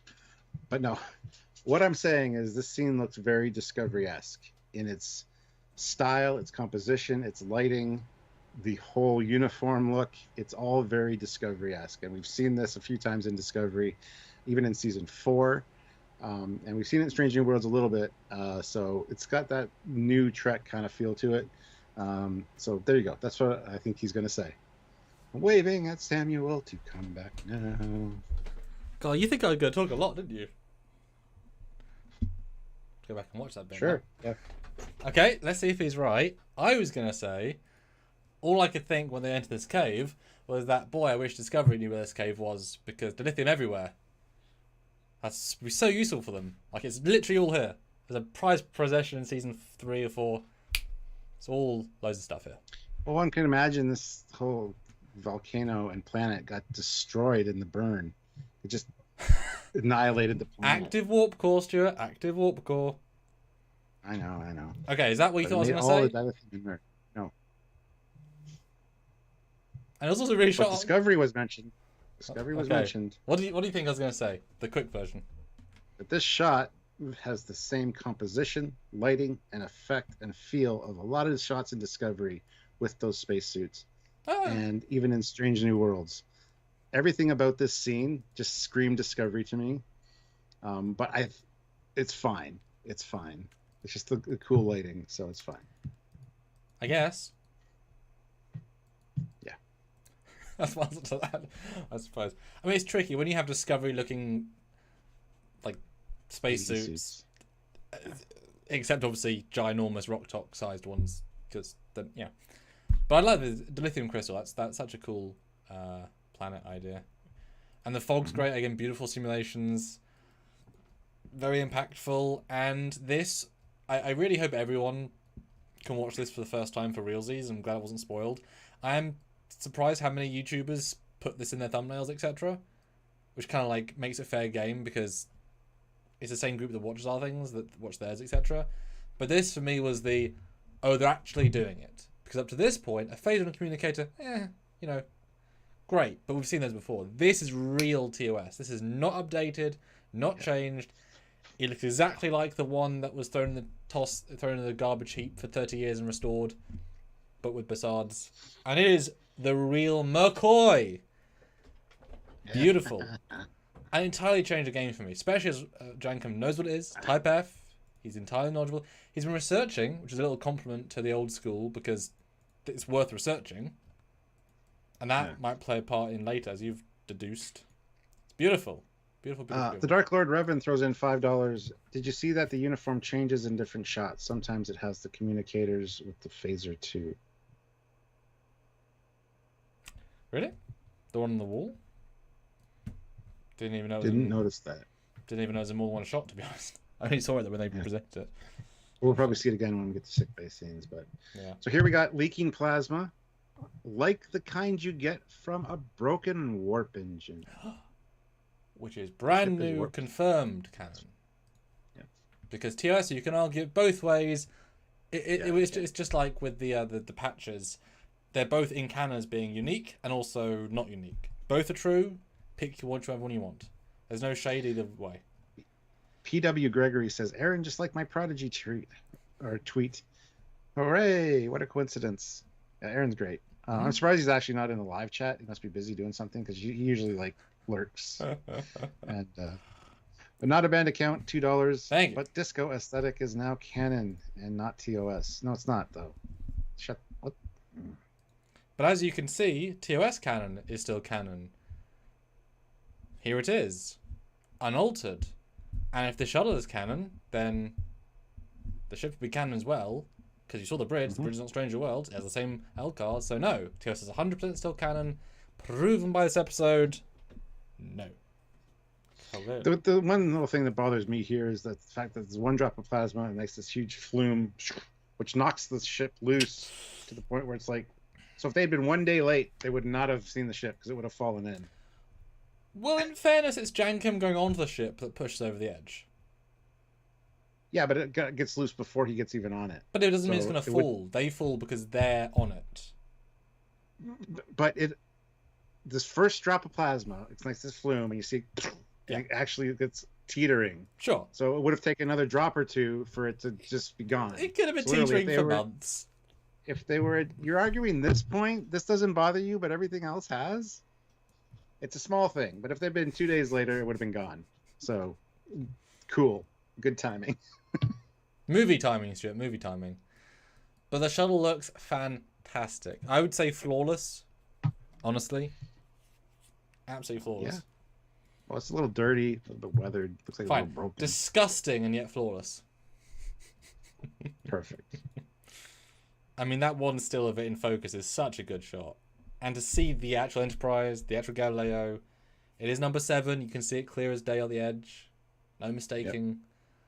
I mean, yeah, beautiful. And the fact that the Bussard is still active, the comm system is still active after a slight repair, which means it's pretty much active, and the distress signal is still being sent out, that is an incredible level of tech. If it's, I mean, it's being hit by this gas every damn day. Like, it's surviving radiated gas, dilithium plasma gas. That tech is amazing to survive that. I'm so impressed by what they're saying here. Yeah. Graham McGregor throws in $5. Plasma is a state of matter so hot it's only naturally found on the sun. Headcanon is the green goo. The matter of warp plasma is in its solid state. Sure, that's perfectly acceptable. Canon. But they find out that this cave is full of dilithium, so the plasma and the dilithium are causing a chain reaction, which is actually what's poisoning the land and the people. So, is radiation poisoning? I don't know. It's probably very similar to radiation poisoning. I mean, it's radiation that is poisoning them, so it's still... And it is killing the trees outside, so there is a range. It's not just being in it, it's about being close. Yeah. And boy, these you'd think it would be seeping through the rocks into the water table and stuff, so... But boy, these close-ups, like, they almost don't show the shuttle enough, but if you freeze frame it, it's just so nice looking, this model. It's so accurate. It's crazy. Yep. Canon, Stuart. And I love how we get the ship is equipped with a Duotronic comm relay. Love that little reference. He's been researching his 23rd century ships. Great. Don't know why. Yeah. But hey. Maybe he started at NX and he went through the eras. I hate how his hand though grips the crystal.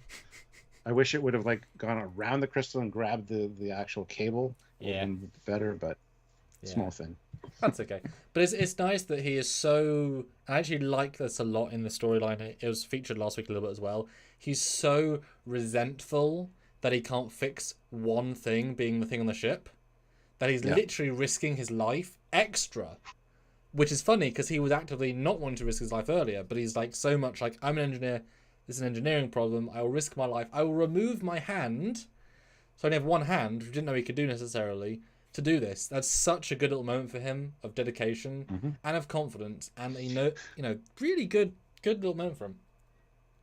And he does say, if I die, give me a royal Tellarite wedding or Tellarite funeral, because he found out he's one of the founding. Well, the Tellarites are one of the founding members of the Federation, so he thinks that he's going to be royalty when he gets back. It's hilarious. Why not, Jankum? Why not? You do you, boo. You do you. Yeah. But you can see the glowing, like, pulsing console thing, which is probably the automated distress call. And the button's unchanged. Like, even though you don't linger on it, you can tell the insides are exactly right. There's no question. There's no reboot here. There's no anything. It's exactly as it should be. Yeah, the next scene, we're back in the sick bay, and they... Ooh, there's a communicator. You can see the communicator, and that's also much more TOS. It's not as bad. It's not as bad. Come on now, that shot looks all right.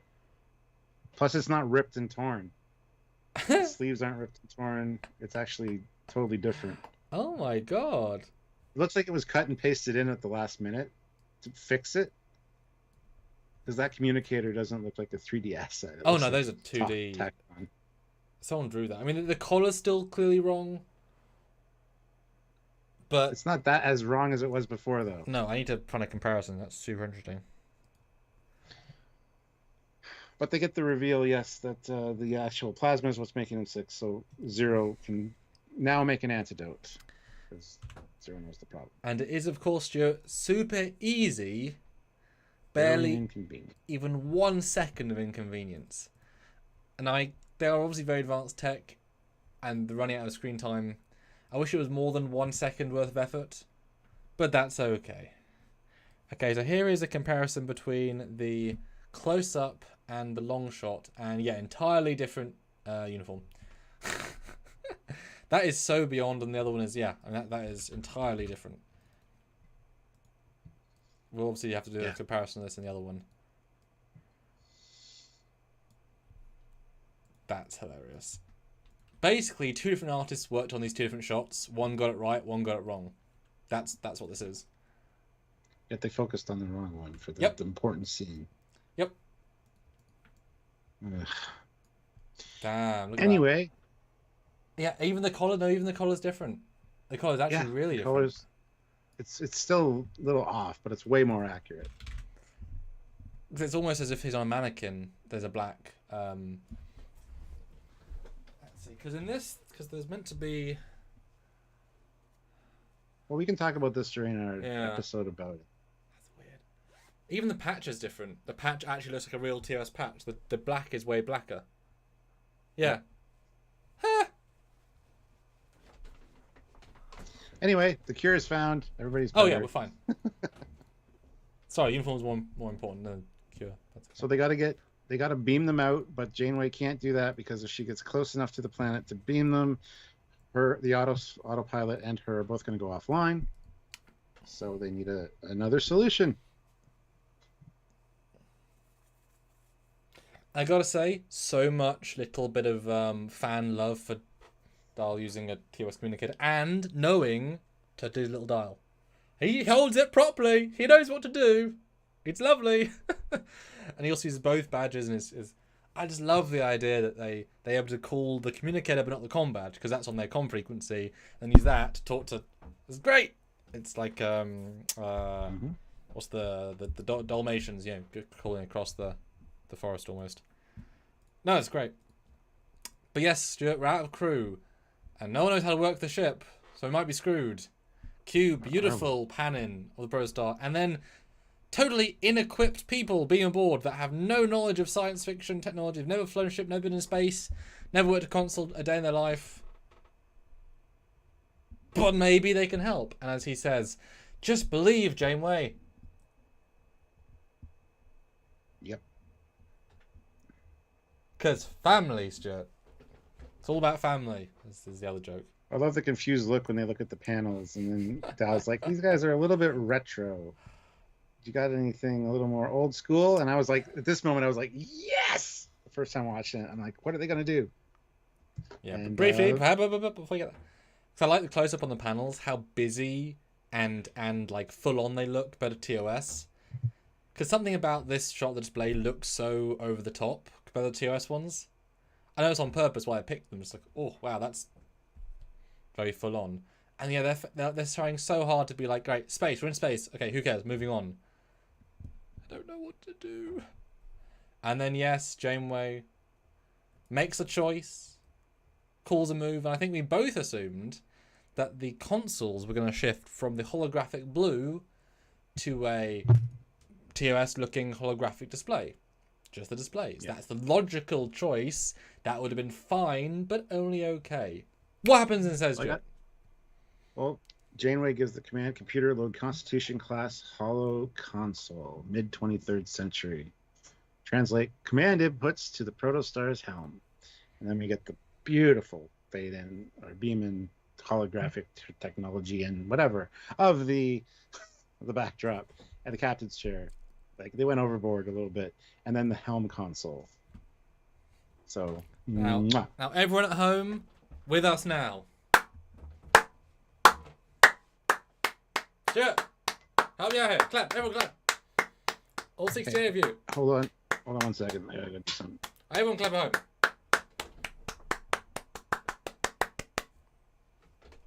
Damn you, guys. You did real good. This is an astounding moment. Because at this point, we've truly embraced TOS. Everything to this point is good. This is pure TOS. No ifs, no buts. Beautifully lit, beautifully realised, beautifully constructed, beautiful modelling. LCARs look spot on. This is truly platinum, gold press latinum quality, and creative as all hell as well. Not so that I would have written, it seems silly, but when they do it, okay. And given all the ships in the fleet, we know the Hollow Janeway can be anywhere, so you can hollow anywhere. And I mean, sure, hologrammatical chairs, that's fine, all good. Even if you want to go as far as they beamed away the consoles and put in new ones, that I'm fine with that as well. That's totally possible as a concept. Either way, it's a pure bliss sort of moment, and you're still muted. Well, I haven't said anything, so that's fine. I was just listening to you. Yeah, it looks almost like the consoles do beam out or hollow out. Yeah. It just maybe hollowed invisible. I don't know. Yeah. But in the shot later, you can actually see them. And there's a shot with Dal in the captain's chair where it's like impulse power, I captain. You can see the two rear consoles behind Dal, and then the TOS set is behind that. Oh yeah, the So it's consoles kind of- disappear and then reappear. Oops. Okay. Yeah, That's an editing glitch. It's weird. And in a minute, you'll see another shot Oh, from the that's- side, I believe. Oh, that's hilarious. Oh my god, yeah, they It- literally forgot. Oh, guys, you did so well. Oh. It literally contradicts itself one shot later. One shot later! I love that. In a minute, you'll see a shot of the one guy at the helm console from the side, and you can see the actual side consoles beside him. So it's all right. Let's close up of the panel. I love this because this is updated TOS. This is how you update TOS to still look TOS, but more modern because the buttons aren't that high off the console. They're flush, but they still are the right colors. The toggle switches, that's not how the toggle switches actually look, but it works. This is an updated version. This is how you update TOS if you want to update it. So, beautiful job. And for me, and as I said to you in the other review, every time we look back and see Dal in the captain's chair looking with the consoles behind him, those consoles pop with so much fresh colour. You tell me that looks dated. Yes, there's no really like detailed version of the ship diagram, but their bridge has lots of blue generic buttons. This is lots of out of focus. This is just lots of generic color buttons. How is this any more data or less data than the other one? It's not. This looks incredible behind him and lit beautifully, and just yeah, you could totally do an animated series with this. I mean, that one shot where the guy grabs his chair, that's raw TOS, and it's like, yep, brilliant, fantastic, no problems. And yeah, I don't think there are no jelly beans. Everything is a button, yeah. Which does mean you can make a canon version of the Connie bridge without jelly beans now, or at least of that era, because they're just touchscreens now. Yep. What do you guys think? But yep. And I will be honest, I had a genuine tear in my eye when I saw this stuff. I got a little bit choked up because this is real for the first time. Real TOS phases are fine. I think it choked up. I got excited. It's like when I saw R2D2 show up in something, even after revealing who the other person was. It's like I saw R2D2 again. It's like yes. So. But it's such a real moment, and the first time TOS has been truly respected in almost 20 years. That's horrifying. That's really horrifying as a concept. For 30 years, it was beloved, and it's been backburner for 20 years since Into Mirror Darkly. That's terrible of the fan base, and terrible of the community, terrible of CBS and Paramount. Like, seriously, shame on you guys. Shame on you. Yeah. This is beautiful. Like I said, it's their love letter to TOS. So, beautiful job. But they go to full pulse power. Yes, they do. Very easy to miss. I can't even say that right. But funny. But yeah, the shuttle is going, and we're doomed. So they put more weight in it. Mm-hmm. Because everything else around them is collapsing as well. At least they got covered this way. Oh, they are. The animator did put the wrong consoles behind him. Oh, guys. Oh. What do you mean? No, you're right. There's a side shot where he's looking at the helm person, and there's a side console. Those consoles aren't there, guys. You just took them out. I was pointing that out last night on my first reaction things. No. And so anybody that was at my one last night, I know Tara's here. She was there. Because I then knew I saw it. but they are. Oh, It's fine. Who cares? It's fine. but it's funny because this shot, there's no console next to Dahl, but then there's this shot. They're back to next. Oh.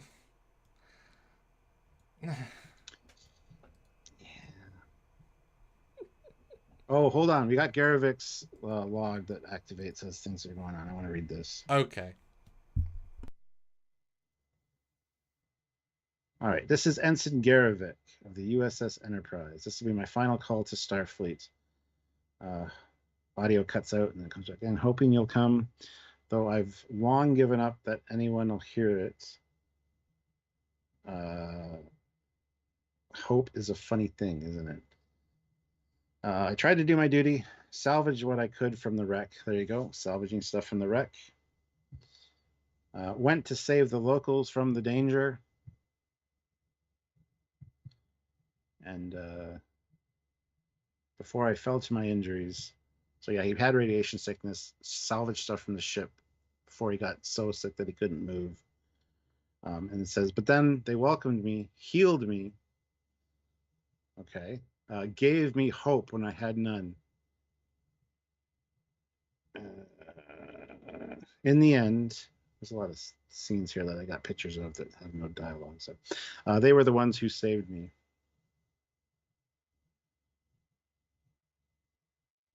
Is that it? That's it. But some beautiful shots in the meantime of Dal in the chair with the backdrop of the TOS. Amazing. And yeah. And I'm going to point out right now, just because somebody's going to bring it up. Yes, the TOS captain's chair, the communication station is supposed to be right behind it with the turbo lift on the other side, but they've changed the orientation of the panels for the purposes of what they need for this. So you got engineering like there, and the captain's chair is squared right in the middle between the two panels, which it shouldn't be, the two consoles. The consoles should be directly behind the captain's chair. So small thing, but works fine in this context because that's what they needed for the job at hand. It's also not meant to be the Enterprise. It's meant to be a Constitution class and to fit their specific vibe. So it's absolutely fine. No problem whatsoever for that. For me personally. But they swoop in. Some really nice shots of the Pro Star here. Really nice. I mean, it is kicking bottom when it comes to everything it's doing. Oh, yes. And it shows they're piloting it very, very well.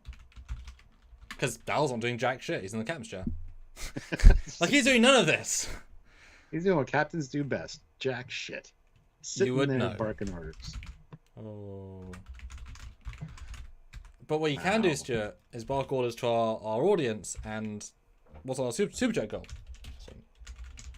All right, barking orders. I want to get to 80 likes. That's Yes. 13 more likes. Hit that like button if you haven't. Super chat goal. We're still a good $100 away from our minimum. So anything you guys can put in right now would be greatly appreciated. We're coming up to that time where it's the end of the episode and we're going to have to score it. So think of your scores and consider super chatting them in. But anything else you want to say about the TOS stuff? Now's the time. Yes. Help us out. Because in the olden days, these would be our biggest lives of the week and they would help fund the channel.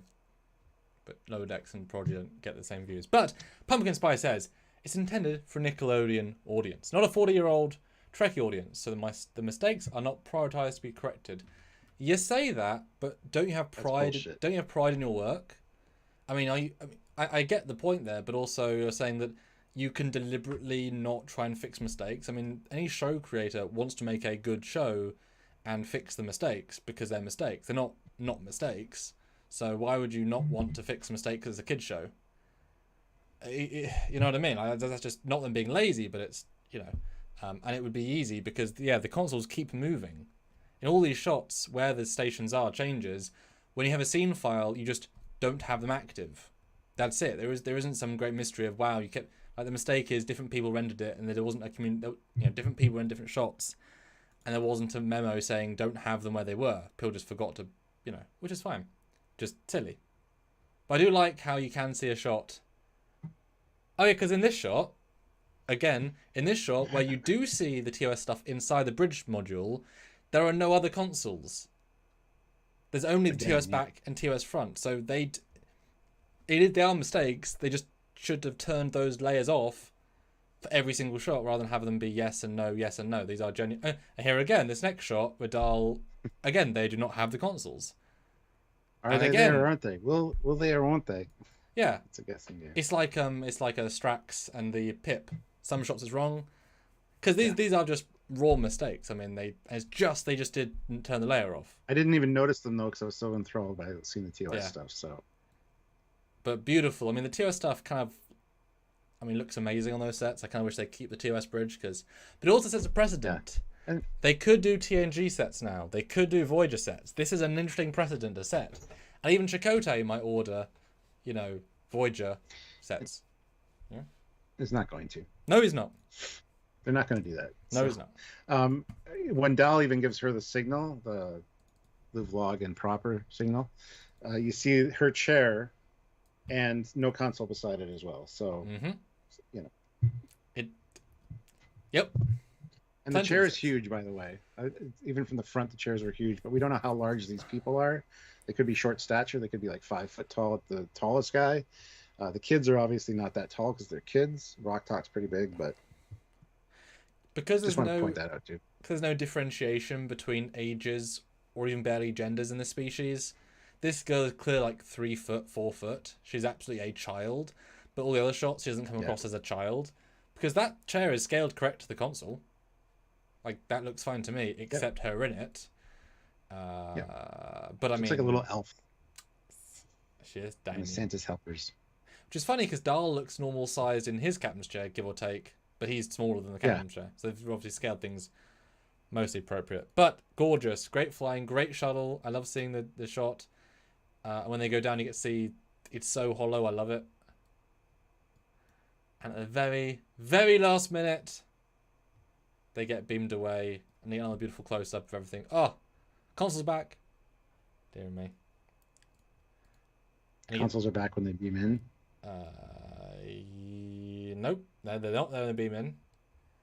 Okay. But before they beam in. But you get a great, like, full shot of the shuttle. Which I love seeing the consoles and... so great. And rest in peace, Galileo. Yeah, again. The final resting place. I know you saw this recently with my work, but I love when they beam in, they start at the top, and you see the reflection of the TOS bridge into the reflection of the outer mirror of the window. That's so pretty. It's so TOS. Yeah. I love it. But yeah, they live! And Galileo dies.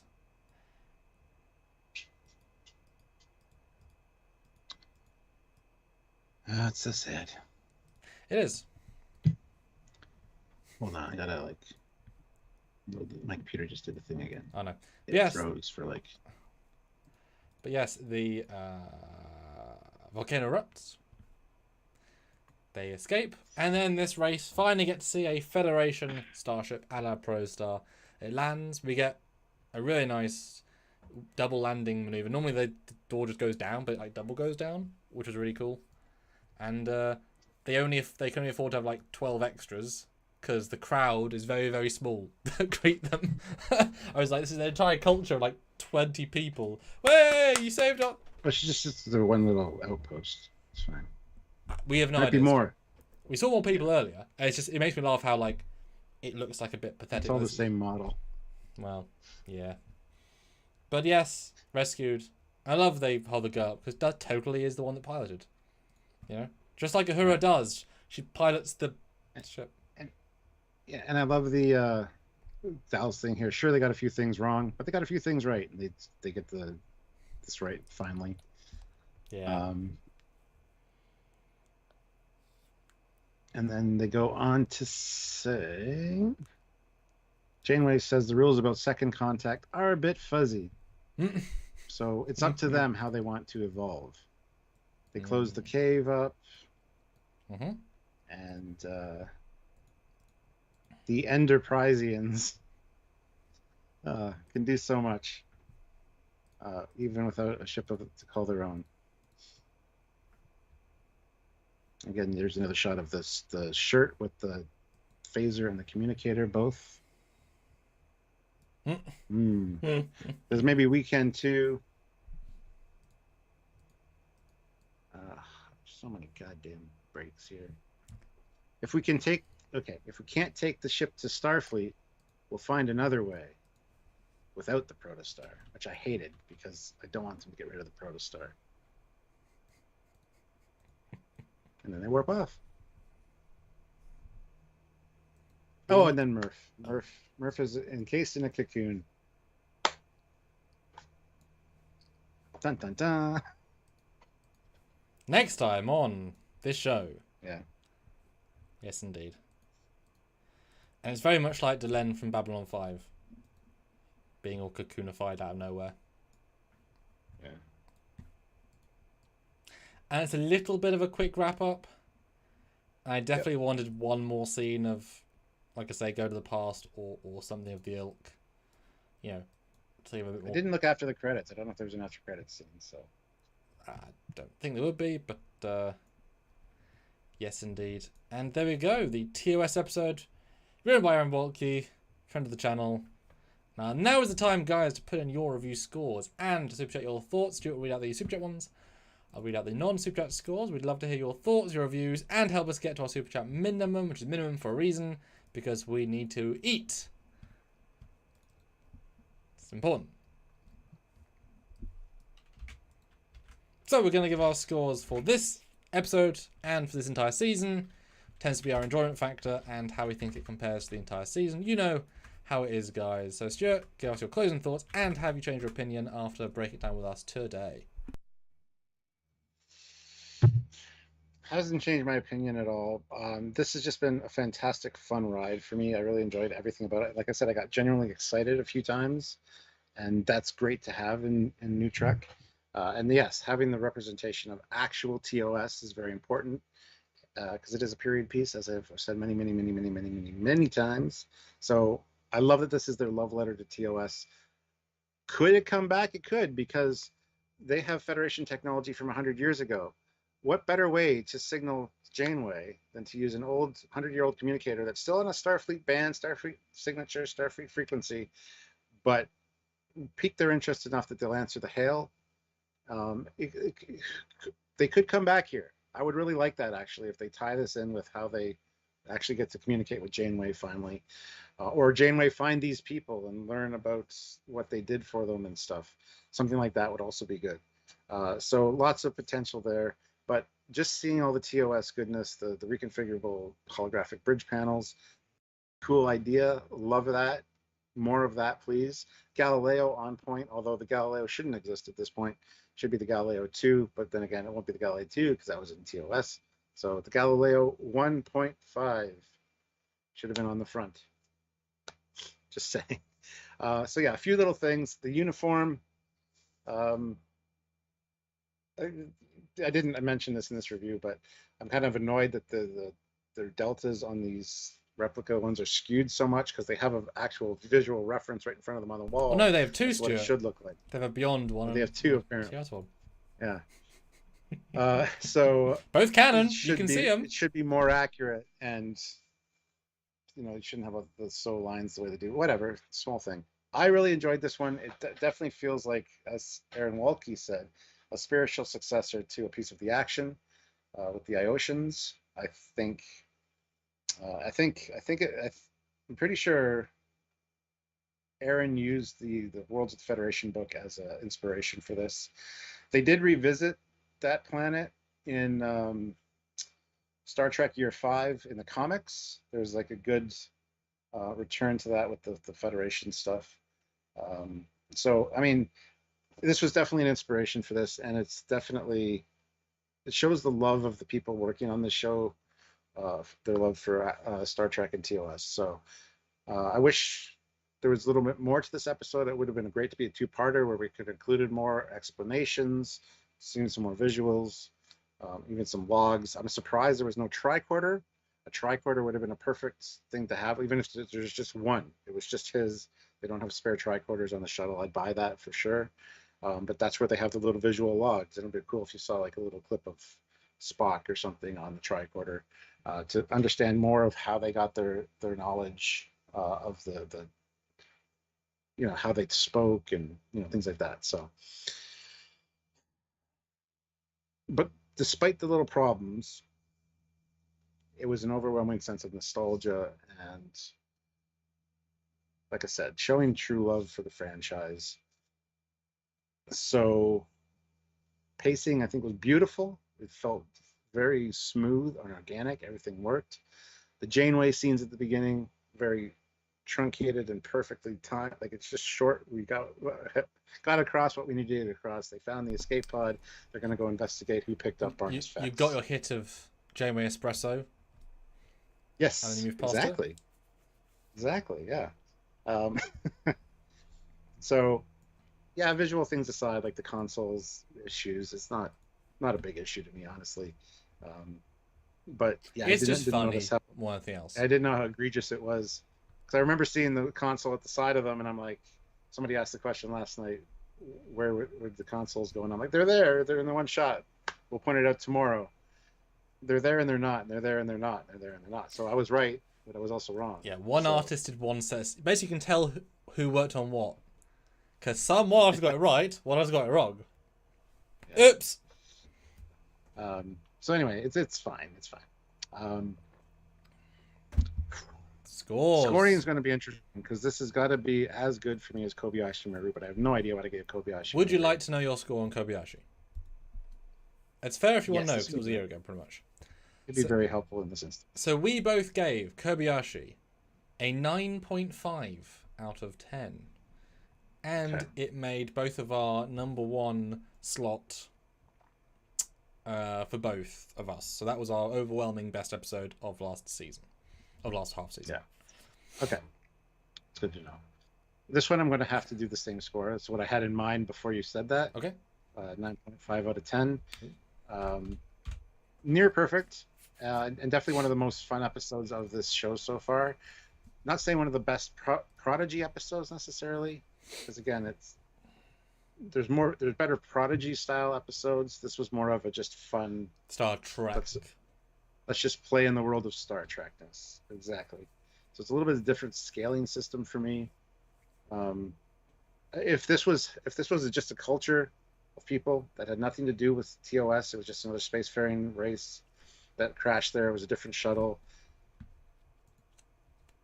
I'd probably have to give it a lower score, just because it was kind of quick and dirty and nobody really got focused on too much character-wise.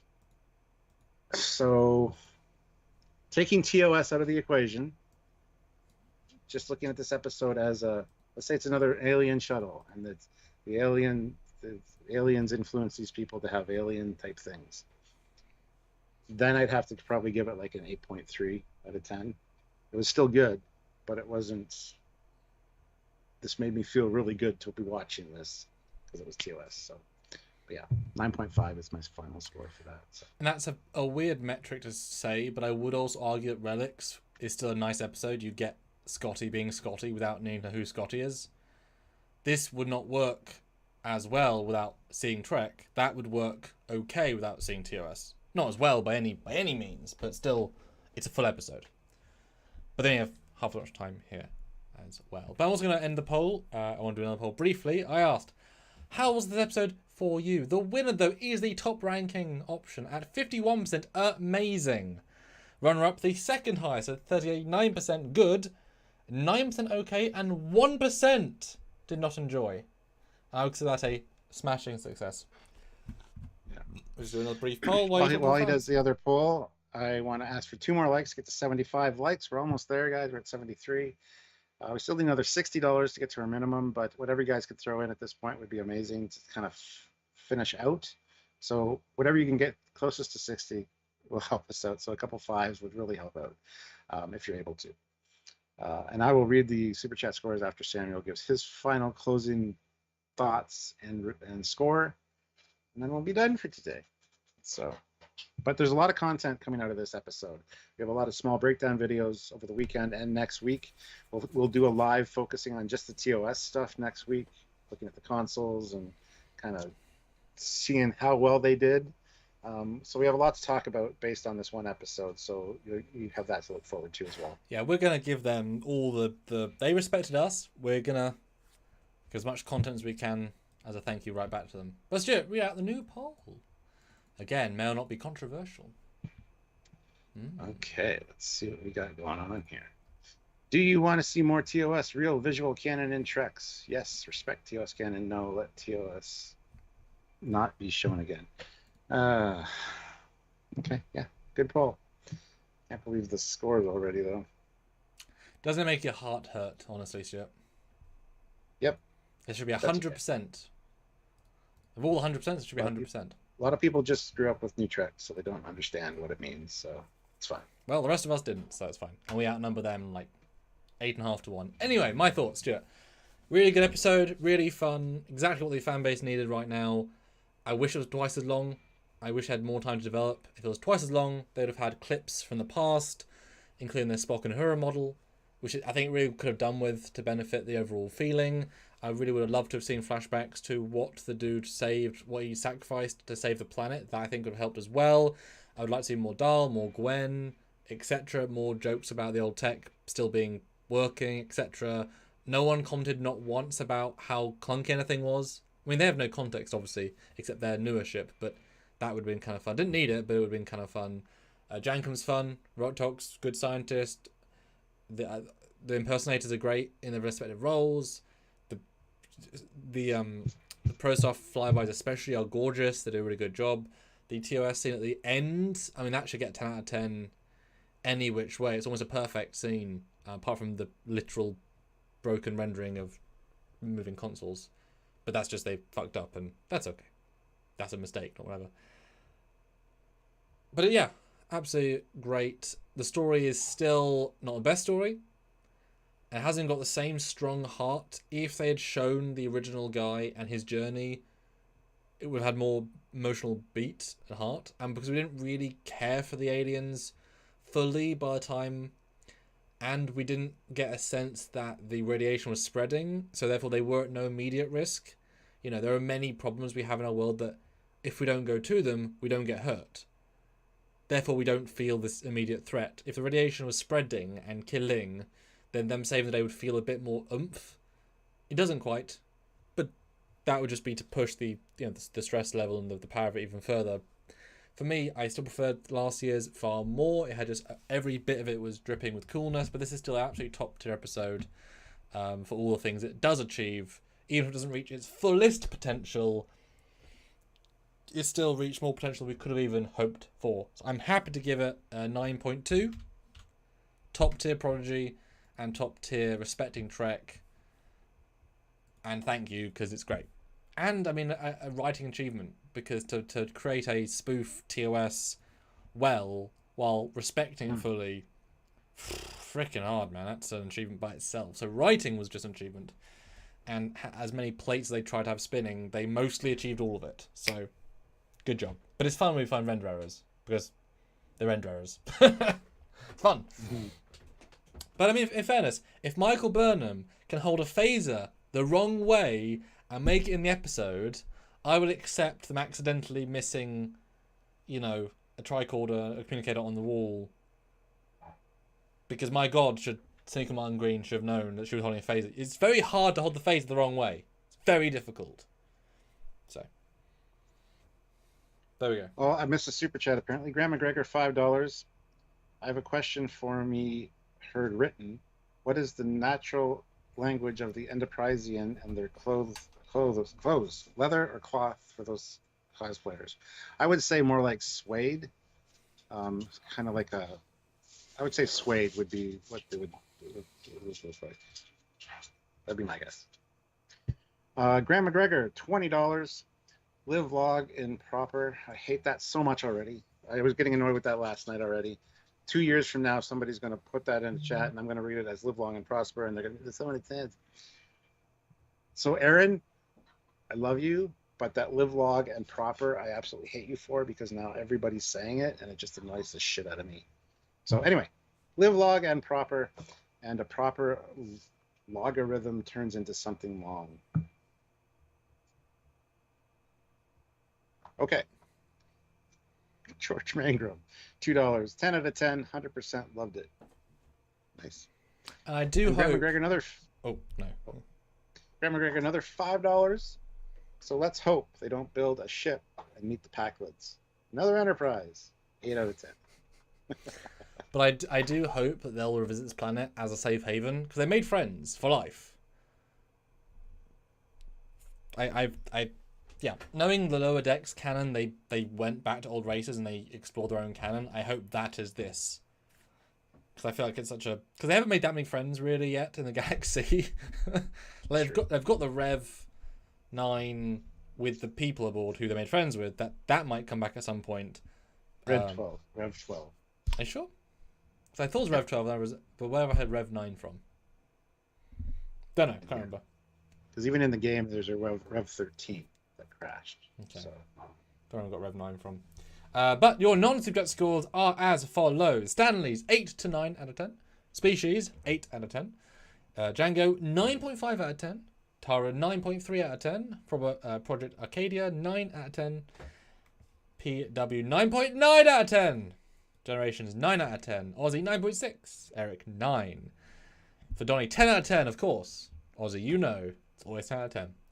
Joseph, 9.3 out of 10. Dan, 8.5 out of 10. That's pretty good if we're all... Lowest is 8.9, highest is 10. That's pretty good. 8.5 to 10 with a lot of 9s. Beautiful.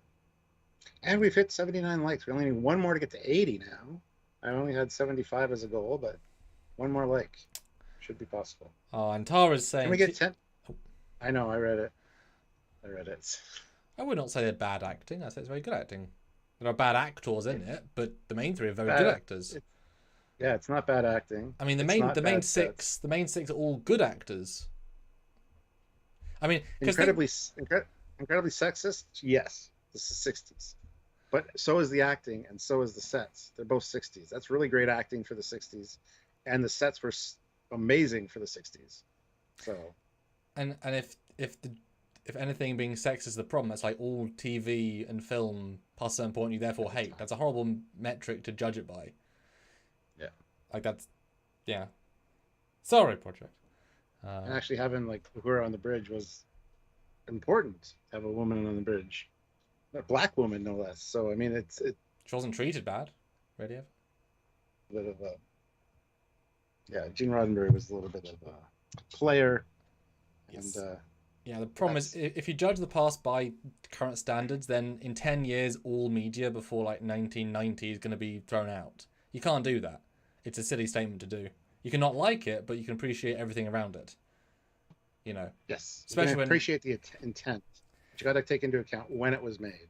Especially when nowadays you have the reversal, is that men are now treated pretty poorly in lots of TV shows as a reversal. And so now in 50 years' time, people look upon this time as being, why was everything so anti? Like the reverse. So it's just, well, it's just the time it was made. Yeah, pendulum. So it's a pendulum. Yes. Right now it's at this apex here. And it's, yeah. George Mangrum, $5. I hope the Cerritos comes to this planet one day for proper second contact. That'd be great.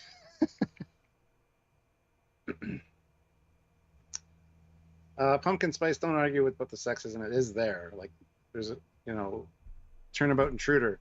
Women can't be captains. That was very quickly just retconned away because it's just stupid. So, yeah. We're not going to get into that debate right now. So, well, I respect her opinion, Matt. That's not the issue. We're just disagreeing. To say it's bad acting and bad sets, I think, is a little bit... Objectively, most people would not agree that Nimoy is not a bad actor. Yeah. Well, she says it. She didn't say it was bad. She says it's hard to watch. Well, no, she said bad acting and bad sets. No, she did. Specifically. But Stuart, some people like Discovery Season 1 as like one of the best Trek seasons. I heard that recently, actually. Someone saying, I can't watch TOS, but Discovery Season 1 is my top 3 of all Trek seasons. I'm like, right. I'm not going to listen to your opinion very much, because that is a very odd opinion to have. And that's okay. But, we hear a lot of opinions there. You can say that TNG's sexist too, because every time Deanna was in charge of the Enterprise, it crashed or got destroyed. So she can't fly. It's an old trope of women can't drive. I mean, that joke's been made multiple times, and whatever. Anyway. Yeah. On that note, who's last super chat? George. Of course, it's We don't- George. Oh, we only need $2 more to hit a good number, so. Oh, 2. So close. So close. And yes, tomorrow, guys, those who are paying attention, I've got a new trailer coming out, which I believe you've now downloaded, Stuart. Did you get to watch my new trailer? It's the same one you sent me the other day. Well, it's finished with music and finished CG, so it's, you know. It wasn't finished at all. Well, I There's sent you no one. Space. I sent you one yesterday, and Yeah, I watched it today, and it's the same one I watched the other day. okay, well, let me send you the real one because everyone's seen the finished. Well, not everyone. Everyone that helped work on it has seen the full one. Yes, I was waiting for your reaction. I was like, no, I didn't say anything about it. I'm like, I've seen this already, so. Should have said something then. Well, I only watched it today, and I haven't talked to you much today, so.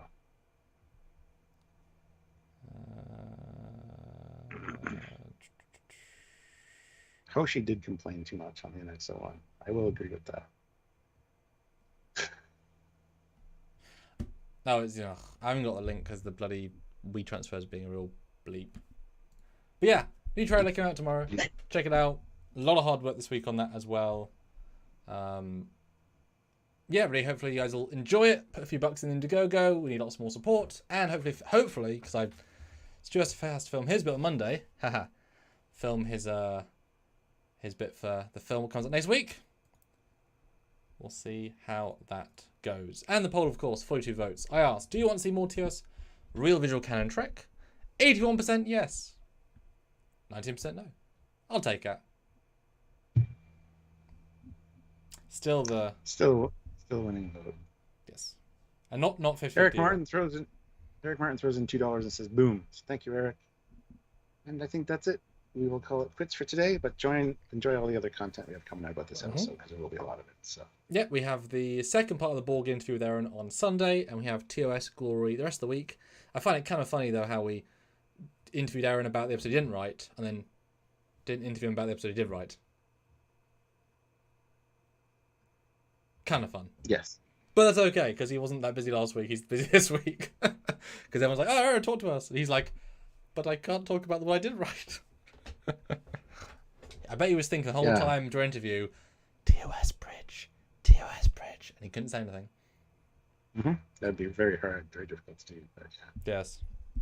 Alrighty, guys. Thanks so much. We'll see you next week for more cool things. Until then, he is Captain Foley. He is Granakage. Bye, guys. This has been TOS.